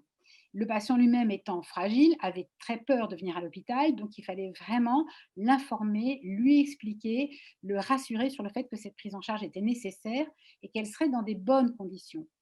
Nous travaillons sur un centre hospitalier qui appartient à un groupe hospitalier, ce qu'on appelle les groupes territoriaux hospitaliers des Yvelines Nord, c'est-à-dire que la moitié du département des Yvelines Nord, ce qui nous a permis, pendant le confinement, de choisir de dédier des établissements pour les patients Covid+, et des urgences Covid+, mais tous ces patients qui n'avaient pas le Covid et qu'il fallait prendre en charge, on pouvait disposer d'un autre établissement et les chirurgiens se sont déplacés dans un hôpital qu'ils ne connaissaient pas, dans le département, où ils ont été parfaitement accueillis, ils ont apporté leur boîte, leur matériel, ils sont venus également avec les infirmières de bloc opératoire, les anesthésistes qui se sont déplacés aussi. Ça nous a permis de nous rencontrer, de faire connaissance à l'intérieur du groupe hospitalier, alors que c'était pour le moment une direction administrative commune, mais les médecins et les chirurgiens se connaissaient peu. Et donc là, ça a favorisé ces échanges. Et on a pu comme ça prendre en charge ces patients à haut risque, que ce soit un risque carcinologique, un risque d'abcès, d'infection, de septicémie, un risque de saignement ou une maladie, une pathologie douloureuse qui ne pouvait être soulagée que par une prise en charge chirurgicale. Et puis, quand il y avait un délai possible supérieur, il fallait discuter avec le patient si ça pouvait être un délai d'1 mois, 3 mois ou plus, sans qu'il y ait un risque de majorer la difficulté opératoire ou un risque de complications ou de séquelles, en particulier en chirurgie orthopédique. Donc tout cela, c'est un échange qui demande beaucoup d'informations, d'explications avec le patient et ce contact de téléconsultation a été vraiment très rassurant et nous a permis aussi de nous réorganiser. Pour ce qui est des consultations, les patients prévus en consultation, eh bien, ceux qui étaient déjà suivis, nous les connaissions et donc on pouvait les évaluer et voir à ce moment-là si la situation étant simple et évoluant bien, ils pouvaient rester chez eux et on pouvait prendre un prochain rendez-vous dans un délai important. À l'inverse, si on détectait un problème, à ce moment-là, on pouvait organiser une consultation présentielle, même en période de confinement, mais sur un circuit organisé de consultations les plus protégées, les plus sécurisées sur le plan sanitaire pour pouvoir rassurer le patient dans un temps et un espace très sécurisés. Donc, pour les patients, à l'inverse, qui étaient d'autres qui étaient des premières consultations, eh bien, on les a pris aussi en consultation parce que ça permettait déjà de faire connaissance, de lire le courrier du médecin spécialiste qui nous les adressait, le médecin traitant ou le spécialiste, de commencer à expliquer quel serait le mode de prise en charge sur l'intervention qui était a priori prévue, même si l'examen clinique ne pouvait se faire ce jour-là. Et dans bien des cas, on pouvait être déjà amené à proposer d'avoir besoin de quelques examens complémentaires, que ce soit sanguin ou par imagerie, pour organiser et préparer cette consultation présentielle. On peut aussi ainsi dire au patient comment se passerait son opération et quelles seraient les contraintes organisationnelles. Ainsi, ces patients qui maintenant sont arrivés à un rendez-vous depuis le déconfinement sont arrivés prêts, détendus et tout de suite euh, euh, également organisés en vue d'une date opératoire qui pourra leur convenir au mieux. Alors, qu'est-ce qui s'est passé sur le centre hospitalier où je travaille, qui est représentatif de beaucoup de centres hospitaliers? Eh bien, il s'est passé d'abord cette coopération exceptionnelle qu'on a pu découvrir, vraiment vivre, pas découvrir heureusement, mais vivre avec l'administration. Parce qu'elle nous a permis en moins de 15 jours d'obtenir, mais ça a été un miracle, dans les hôpitaux généraux, vous imaginez, des ordinateurs, des doubles écrans, des webcams, des micros. Alors, je me suis demandé pourquoi avant c'était si compliqué. Est-ce qu'il y avait un grenier particulier, une cave, quelque chose? Non, nous, sur notre centre, en fait, nous avons des grands travaux d'agrandissement de l'hôpital et donc les commandes de matériel informatique étaient déjà fournies et nous avons pu disposer par anticipation de ce matériel. C'est une chance parce que s'il avait fallu commander ce matériel au moment du Covid, on ne l'aurait jamais eu.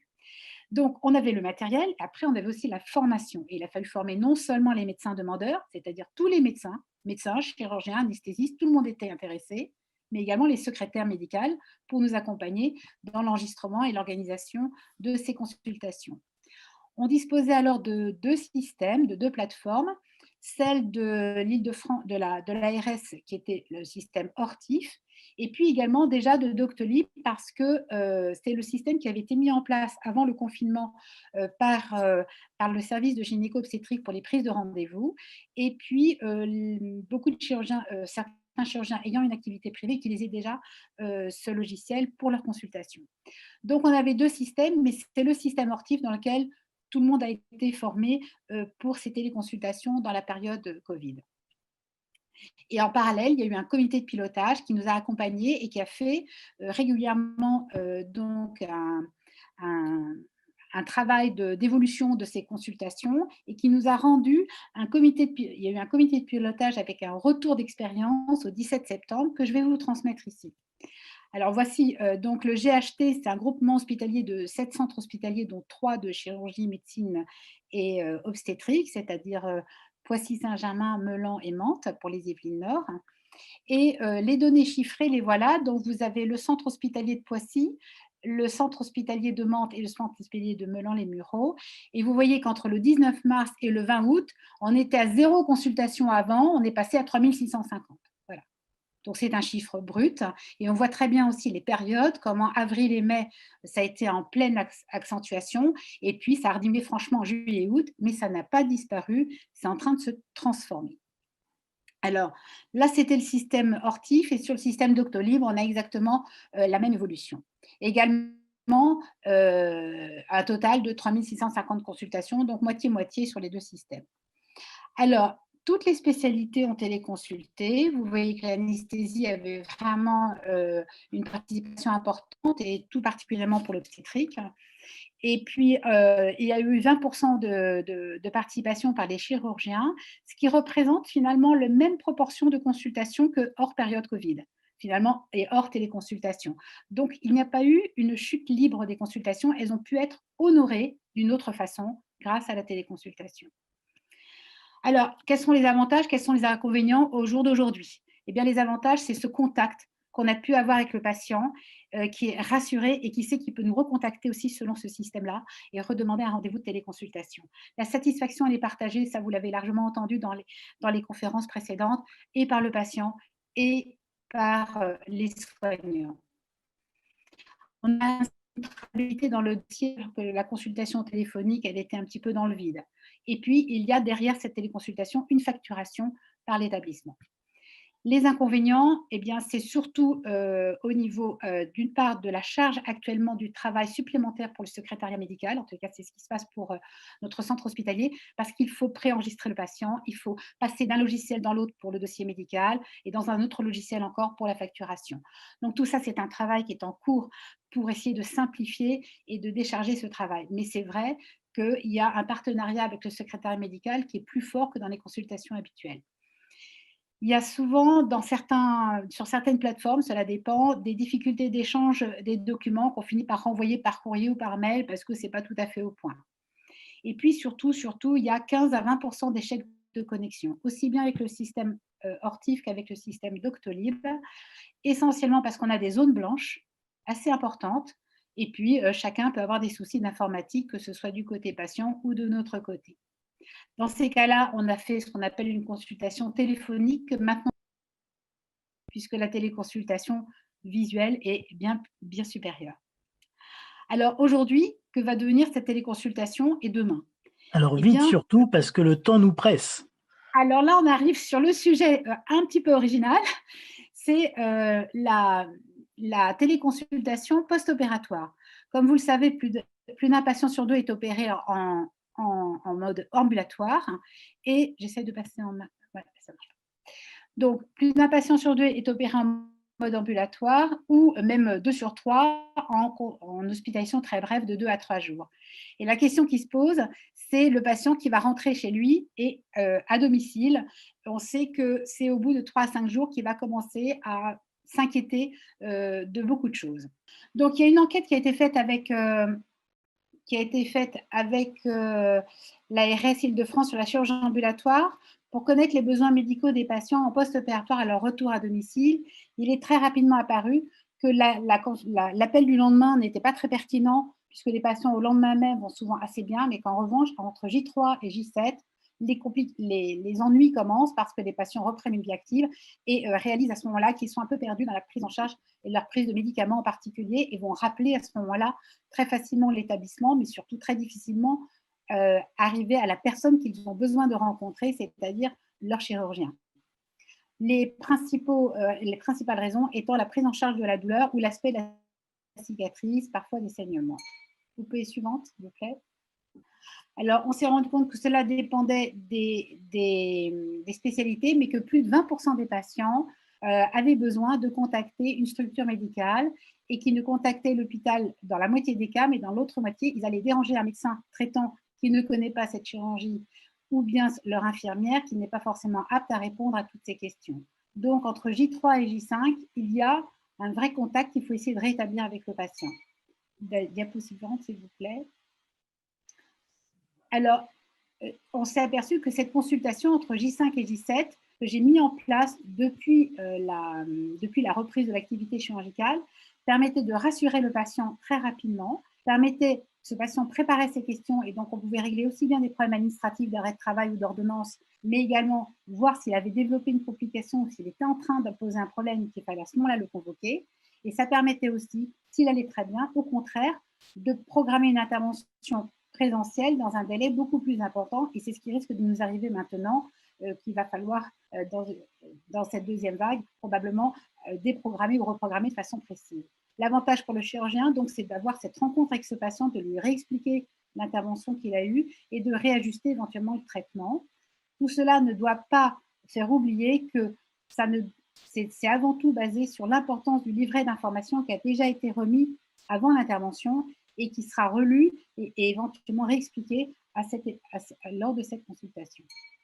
Le message final, c'est de dire qu'en chirurgie ambulatoire, on peut se poser la question de la pertinence de l'appel du lendemain, qui est très chronophage pour le personnel paramédical, et que cette transformation en téléconsultation chirurgicale précoce permet de résoudre beaucoup de problèmes pour le patient, de le rassurer, mais également de rencontrer éventuellement une infirmière à domicile en téléconsultation, parce qu'elle va faire son soin et on va s'arranger pour qu'elle vienne au moment de la téléconsultation. Et quand on parle des rapports entre la médecine de l'hôpital et la médecine de ville, c'est l'occasion ou jamais de rencontrer les infirmières de ville, et j'ai eu des échanges très fructueux sur la qualité des pansements qu'elles peuvent prendre en photo et nous transmettre vraiment l'évolution de cette cicatrisation.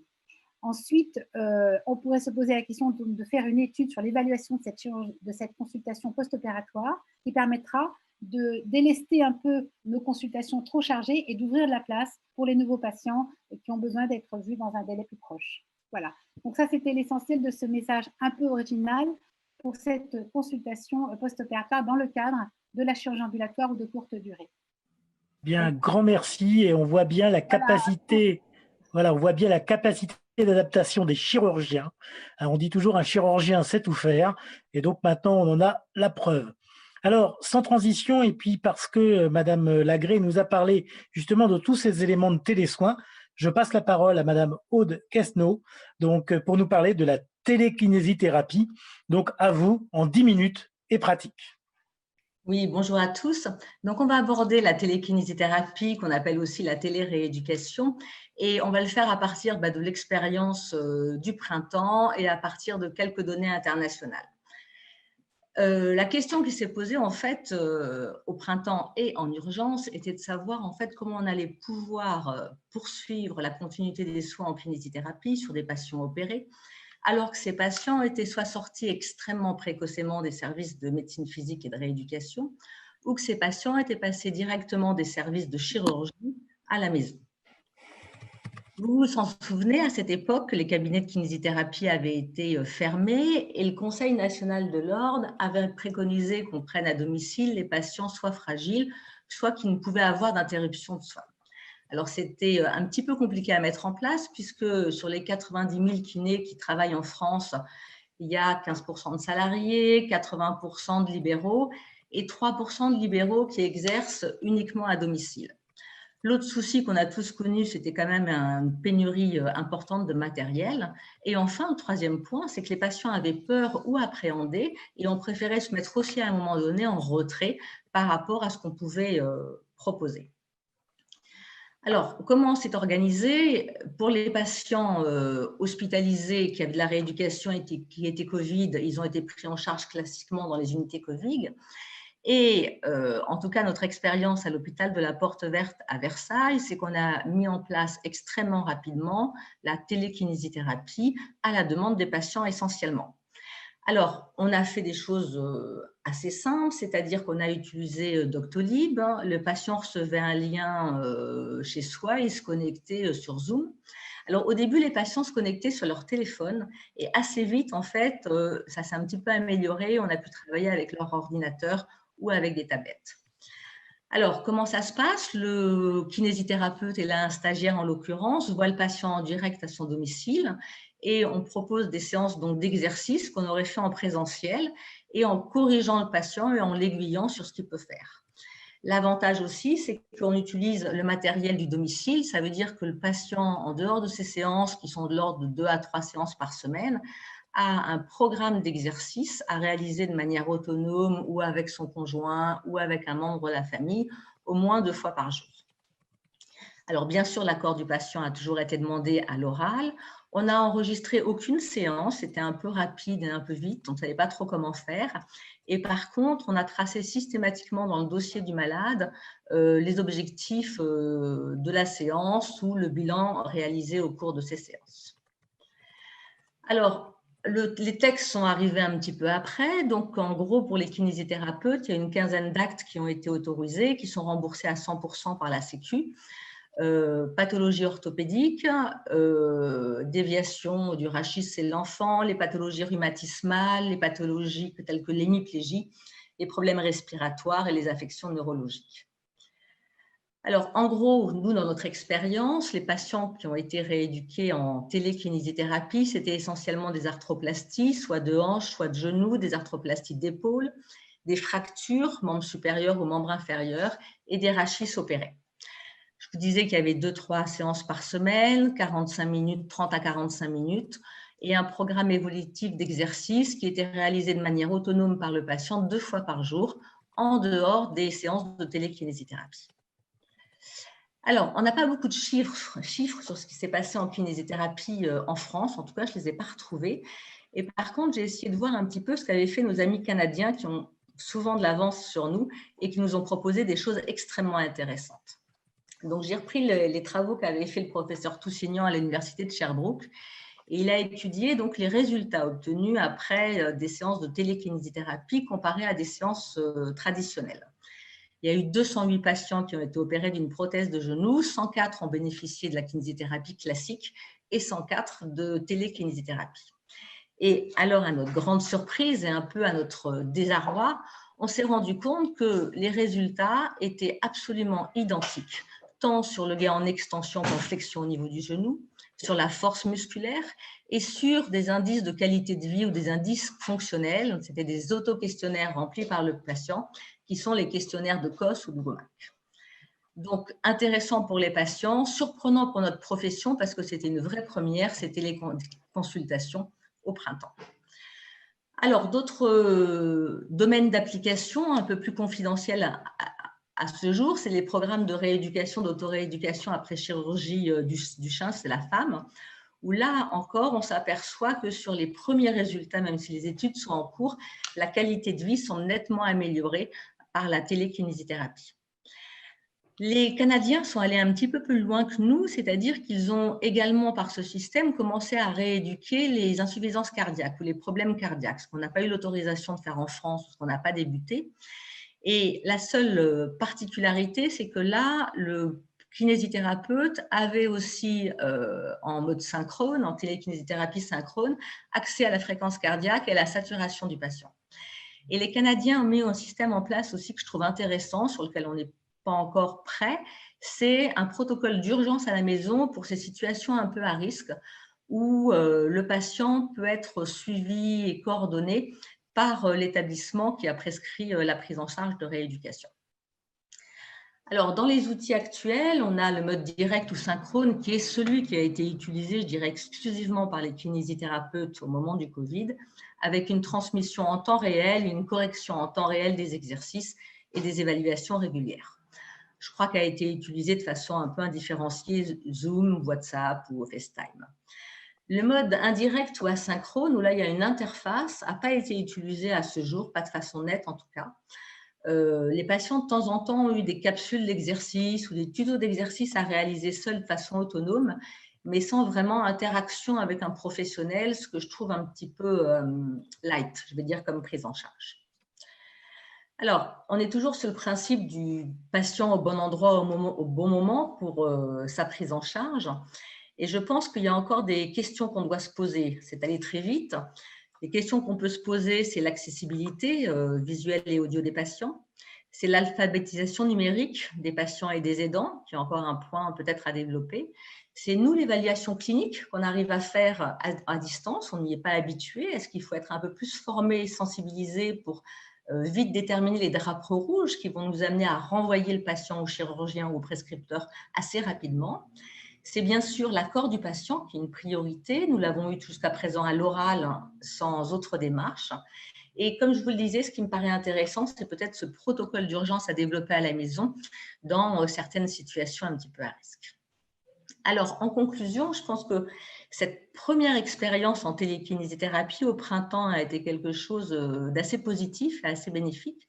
Je pense qu'on a encore un gros travail à faire pour peut-être mieux cerner les limites de la télékinésithérapie. Par exemple, un patient avec un lourd handicap physique, ça ne me paraît pas indiqué. Un patient avec des troubles cognitifs, ça me paraît aussi extrêmement compliqué. Et peut-être de développer d'autres choses, comme par exemple l'éducation préopératoire à distance. Donc, ces notions d'éthique et d'équité, d'accès aux soins à développer, cette formation et cette sensibilisation des kinésithérapeutes à ces drapeaux rouges qui devraient alerter et ramener le patient dans un circuit, on va dire, plus traditionnel. Et le fait aussi peut-être, sous la responsabilité du kinésithérapeute et avec le choix du patient, de pouvoir avoir ces prises en charge en mode présentiel, en mode télékinésithérapie, voire un système un petit peu mixte qui reste encore à approfondir et à définir. Je vous remercie. Eh bien, un grand merci. Et ce qui est intéressant, c'est qu'on voit que finalement, ce n'est pas le côté médical qui fait l'utilité de la télémédecine, c'est le côté soignant. Donc, encore une fois, bravo. Alors, on se dit sans transition, pour voir le kiné, il faut survivre à l'accident vasculaire cérébral initial. Il faut pouvoir être traité par le neurologue. Et sans tarder, sans transition, je passe tout de suite la parole à nos collègues neurologues et en particulier au docteur Crassard pour nous dire en 10 minutes l'impact de la prise en charge en urgence à distance par télémédecine. À vous. Il faudrait bien réactiver votre micro en bas sur la gauche de votre... C'est bon. Ok, excusez-moi. Donc, bonjour et merci pour cette invitation pour moi-même et pour le docteur Chic, qui est urgentiste et animatrice de filière. Donc, nous, pour les AVC, on a eu le fameux plan AVC, avec donc la nécessité de garantir un accès aux soins très rapide pour les patients qui faisaient un AVC, notamment pour qu'ils aient la thrombolyse. Donc, bien sûr, c'était très pratique s'ils arrivaient dans les UNV, mais il y avait tous ceux qui arrivaient dans les autres établissements. Et donc, dans ce cadre-là, il y a eu la mise en place du projet régional Ortif Téléneuro, avec donc la possibilité d'avoir des avis très rapides pour les patients qui arrivaient dans des services d'urgence sans neurologue, avec des transmissions d'images donc vers une UNV avec des neurologues, mais également la possibilité, le développement de téléconsultation avec un neurologue et l'accès à des expertises soit de neurochirurgie, soit de neuroradiologie interventionnelle par les mêmes canaux, avec une possibilité de communication dans de nombreux sens. Ce projet, ce n'était pas seulement pour la prise en charge des AVC, mais pour remplacer TELIF, qui était l'outil utilisé depuis très longtemps dans la permanence de soins de neurochirurgie, qui n'avait plus les qualités requises par les différentes évolutions. Et puis, c'était aussi dans le but de répondre aux besoins de recours pour toutes les autres pathologies neurologiques. C'était la première phase du programme Ortif, donc pour ensuite le mettre à disposition d'autres spécialités médicales. Alors, vous voyez, là, ça s'est déployé de façon progressive. Là, je vous montre ce qui s'est passé entre 2015 et 2017, avec donc là, pour en bleu, le nombre d'avis pour les télé-AVC, pour l'AVC qui s'est donc majoré de façon très progressive. Et puis, vous voyez que très rapidement, les avis pour tout ce qui est neurochirurgie ont été très importants, avec près de 15 000 demandes. Et à partir de 2015-2016, on a vu apparaître les avis les demandes d'avis pour la neuroradiologie interventionnelle dans le cadre de la prise en charge en urgence pour la réalisation des thrombectomies. Alors, Ortif, c'est maintenant un outil qui est simple pour nous. On s'identifie sur notre ordinateur. Si on est dans un autre établissement pour une garde, on a un accès hors établissement qui est sécurisé. Ça peut être aussi le cas si on est à la maison en astreinte, on peut avoir accès la nuit ou le week-end. Il y a également la possibilité d'avoir l'application Ortif qui permet de créer des demandes, mais également de les recevoir, d'y répondre, de regarder les images, voire de dicter les comptes rendus.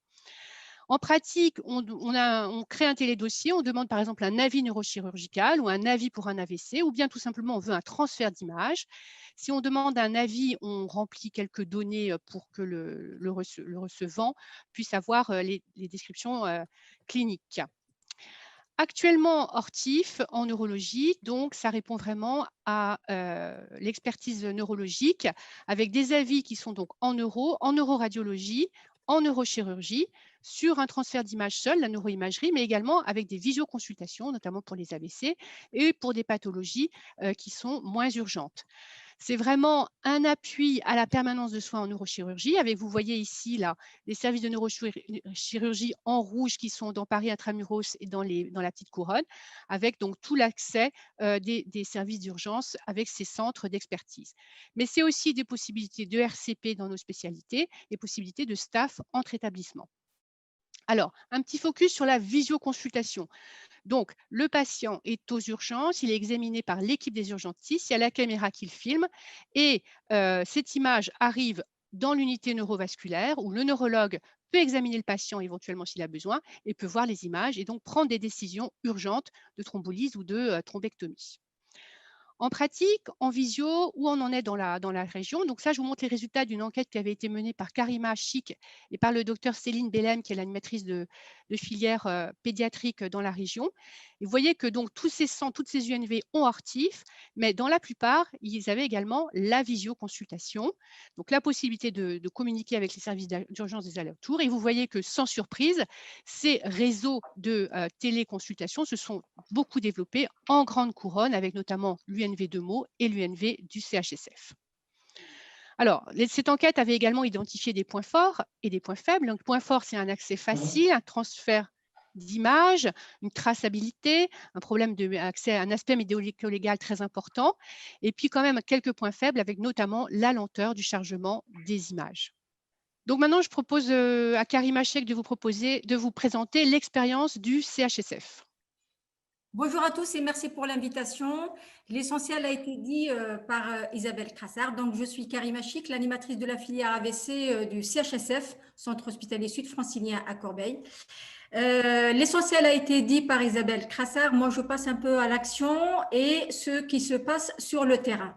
Là, comme vous voyez, 945 télédossiers, téléexpertises. Donc, c'est des patients qui ont été expertisés par le neurovasculaire de Corbeil pour les urgences de Provins, Montereau, Melun, Fontainebleau. Donc, tout le Sud 77, 30% des patients de l'UNV de Corbeil sont originaires du Sud 77. Donc, un patient qui est dans le 77 Sud qui fait un AVC, il n'y a pas de problème, il est pris en charge par la télémédecine. On peut agir dans l'urgence. Il peut y avoir la téléthrombolyse. Après, il sera transféré au Sud francilien ou d'ailleurs au neuro-radio interventionnel. On va aller jusqu'à Romilly aussi et on a, comme vous voyez, l'Essonne. Grâce à Ortif, on travaille aussi avec les neurochirurgiens et les neuroradios interventionnels.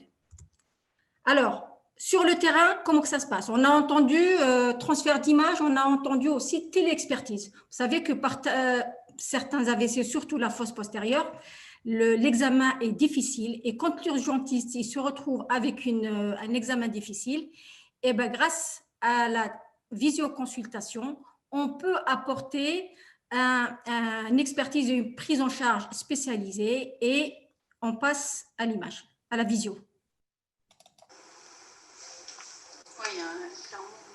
On regarde en haut, s'il vous plaît. On regarde en bas. Voilà. Est-ce que vous pourriez tenir les paupières et refaire la gauche-droite lentement, s'il vous plaît? Excusez-moi, il ne va pas complètement. Oui, mais c'est le nystagmus qui le gêne. D'accord. Et à gauche? Ouais. D'accord, parfait. Ok. Merci beaucoup. Symétrie éventuellement? Alors, c'est un patient qui était dans les urgences de Melun et vous voyez le neurovasculaire, il est à Corbeil. Il a vu le patient, il a posé l'indication de faire l'IRM parce qu'on est probablement devant un AVC ou une occlusion de trompe basilaire. Hein. On sait tous que parfois, ce n'est pas facile de porter le diagnostic. Du coup, c'était ça. L'IRM, il y avait bien un AVC de la fosse postérieure. Le patient, il a eu sa thrombolyse aux urgences de Melun. Il a été transféré dans un deuxième temps. Ortif Téléneuro, il ne nous sert pas uniquement pour la prise en charge des patients, mais aussi pour la formation, parce que le réseau de télémédecine, il faut le travailler avec les partenaires, aussi bien l'aval que l'amont, les urgentistes, et même pour les EHPAD et les gériatres. Je passe à la diapo de formation. Désolée, là, je suis... Oui, c'est ça, le territoire profond de cérébral antérieur. Effectivement, vous voyez, on est juste en arrière où pratiquement ça mord sur le genou du corps calleux qui est vraiment dans le territoire de la cérébrale antérieure. Alors, après ici, vous voyez, il y a toujours cette petite asymétrie. Ça peut être le leucoariose qui donne ces hypersignaux apparents là, diffus. Alors là, bon, vous avez aussi des petits hypersignaux sylviens, là c'est facile, hein, corticaux, voilà. Ensuite, on passe en fleur. Alors. Voilà, on était, il y a les deux neurovasculaires de Corbeil et sur l'autre colonne, il y avait les urgentistes des services d'urgence de Sud Seine-et-Marne et de l'Essonne. Là, c'est un cas clinique qui date d'avant-hier. J'ai volontairement laissé la date. C'est un patient qui a été pris en charge dans le cadre d'une alerte AVC. Il arrive au Sud francilien, vu par le neurovasculaire. Finalement, c'est un hématome profond. Donc, le neurovasculaire, il transfère les images au neurochirurgien. Le neurochirurgien, il reçoit les images, il discute avec son collègue neurovasculaire, ils prennent une décision collégiale, une décision de prise en charge neurochirurgicale et le patient a été transféré. D'ailleurs, dès son arrivée, dans les 3 ou 4 heures après, il a eu une craniectomie. Et bien sûr, après, les patients ils reviennent dans le au Sud francilien pour la suite de la prise en charge. Alors, juste pour vous dire, ça, c'est la visite, je pense certains d'entre vous, ils connaissent M. Rousseau, le directeur de l'agence régionale, qui a été effectivement, il était intéressé par connaître l'outil Ortif et grâce à cet outil qui est sécurisé, c'est un dossier médical sécurisé, on a le nom du médecin, en l'occurrence, et c'est un neurologue, avec la date, l'heure et la décision de la prise en charge. Tout est noté dans le dossier. On peut même imprimer le document et le mettre dans le dossier papier. Et grâce à ça, les patients, même si l'unité neurovasculaire du Sud francilien est géographiquement à Corbeil, dans l'Essonne, on prend quand même en charge, comme je vous l'ai dit au départ, 30% des patients et sont originaires du sud Seine-et-Marne. J'ai fini et merci pour votre attention. Bonjour, je vous remercie de votre invitation. Je vais vous présenter le réseau régional de dépistage de la rétinopathie diabétique par télémédecine qui s'appelle OFDIAT, qui existe depuis 2004, qui a été créé par le professeur Massin que vous voyez là et qui est de l'Assistance publique Hôpitaux de Paris, hôpital Lariboisière à l'origine, et qui est un réseau régional donc, qui intervient sur toute l'île de France. Suivante, Fanny, s'il vous plaît. Donc vous avez à gauche de l'écran les demandes de clichés qui sont faites par des généralistes. Malheureusement, je ne sais pas si on va pouvoir faire apparaître les Fanny, il faut cliquer, voilà, qui sont demandées dans les centres de santé, dans des hôpitaux de périphérie, dans des services de l'Assistance publique Hôpitaux de Paris également, dans des prisons, dans des services de diabétologie. Les images sont demandées donc dans ces sites, qu'on appelle des sites de dépistage OFDIAT, sont envoyés, les images sont réalisées par des infirmières ou des orthoptistes et sont envoyées au centre de lecture de OFDIAT qui en fait la lecture et qui renvoie pour 95% des cas le compte-rendu dans les 48 heures. Voilà, suivante. Je vous ai fait quelques petites données d'activité. Le rayonnement est régional, c'est devenu un réseau régional. On a migré sur la plateforme Ortif de l'ARS, puisque le réseau OFDIAT est soutenu par l'ARS depuis sa création en 2006. Enfin, il a été créé en 2004. Il est soutenu par l'ARS depuis 2006.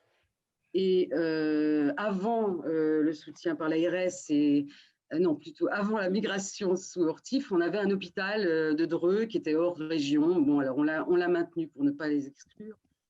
Le réseau, nous avons 42 services adhérents au réseau, 21 dans des centres hospitaliers, dont les hôpitaux de la Paix, 8, je crois, 3 unités sanitaires et je ne vois plus le nombre de centres de santé, mais un certain nombre de centres de santé, 12 ou 13. Voilà. 37 ont une activité stable sur 42. 4 structures actuellement là sont en demande en 2020 de… Pardon ? Ce soir.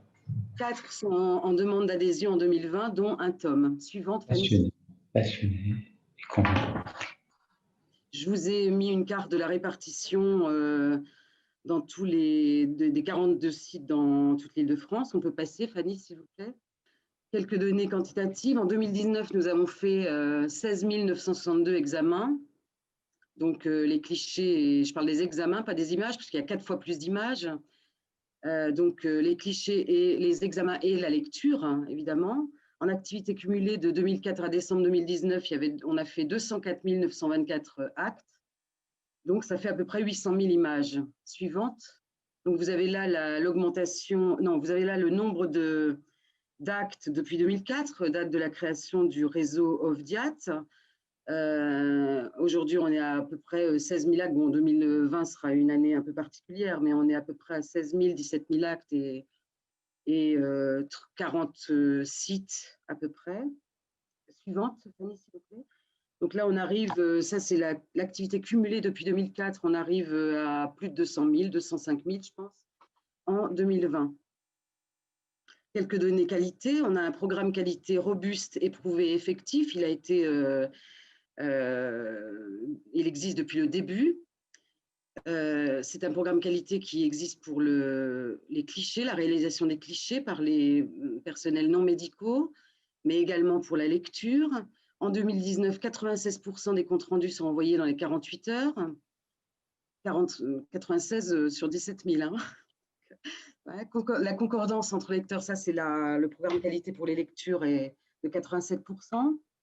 Le pourcentage global d'images ininterprétables pour l'année 2019, c'est un autre indicateur de qualité que nous avons parmi les 10 ou 15 indicateurs qualité, est de 8%. On a un objectif cible de qualité de l'image en dessous de 10%.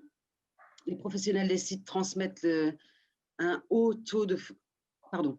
Les professionnels des sites qui transmettent un haut taux de photos ininterprétables bénéficient d'un complément immédiat d'une analyse de la cause par la coordination OFDIAT et d'une reformation en présentiel immédiate. ou rapide.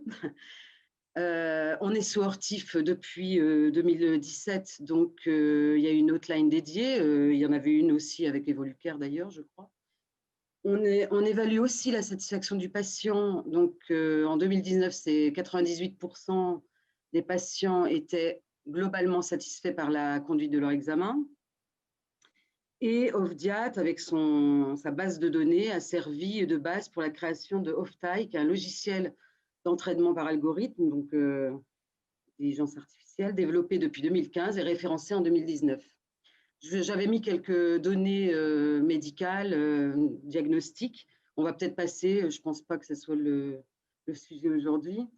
Quelques données Ofdiat en ressources humaines. On a à peu près 150 professionnels non médicaux des 42 sites qui effectuent les images dans toute l'Île-de-France. On a un centre de lecture composé de 6 ophtalmologistes à l'origine de la Réboisière et une coordination Ofdiat. Donc, nous sommes 1,8 ETP et les 6 médecins ophtalmologistes sont en vacation médicale. Voilà. Et vous avez la coordination Ofdiat composée. Donc, il est soutenu par l'ARS, je l'ai dit au début, depuis 2006. Voilà. Je n'entends plus. Merci. Et ce qu'on sait, c'est qu'il faut quand même rappeler que la cause principale encore de cécité, c'est toujours la rétinopathie diabétique. Et donc, quelque part, à travers ce travail, c'est des patients qui ont gardé leurs yeux. Donc, il faut s'en féliciter. Donc, un grand merci. Et je passe la parole au professeur Henri-Jean Philippe, qui nous a accueillis pour clôturer ce webinaire. Oui, on a un petit peu mordu sur le temps qui était prévu, donc on ne veut pas peut-être prolonger ce superbe webinaire. Je dois dire que vous êtes tous et toutes vraiment incroyables, intervenants et animateurs, notre cher animateur. Vous êtes en fait passionnants, passionnés et vraiment convaincants. Et je veux dire que vous m'avez convaincu, je pense que vous nous avez convaincu que la télémédecine maintenant est un outil qui permet de préserver finalement la qualité de la relation soignant-soigné, et Madame Guilana Lajoigny doit être certaine de cela, et puis la sécurité de la prise en charge. Et là, tous les, aussi bien Madame Queneau, kiné, et puis les intervenants, les chirurgiens, les médecins, que maintenant c'est un outil qui est sûr, qui assure même probablement une amélioration de la qualité de la prise en charge. Donc, si cet outil a fait partie transitoirement de notre pratique et finalement par hasard, par un drôle de hasard, je crois que demain, il doit faire partie de notre outil pour la prise en charge et pour l'exercice médical.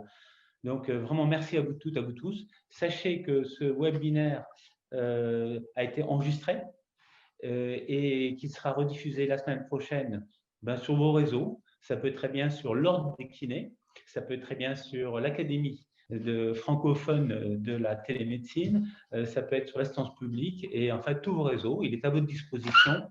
Et ceux pour lesquels on n'a pas pu répondre aux questions, on fera en sorte de répondre à vos questions par voie électronique. Donc merci vraiment à vous tous et à vous toutes et à très bientôt.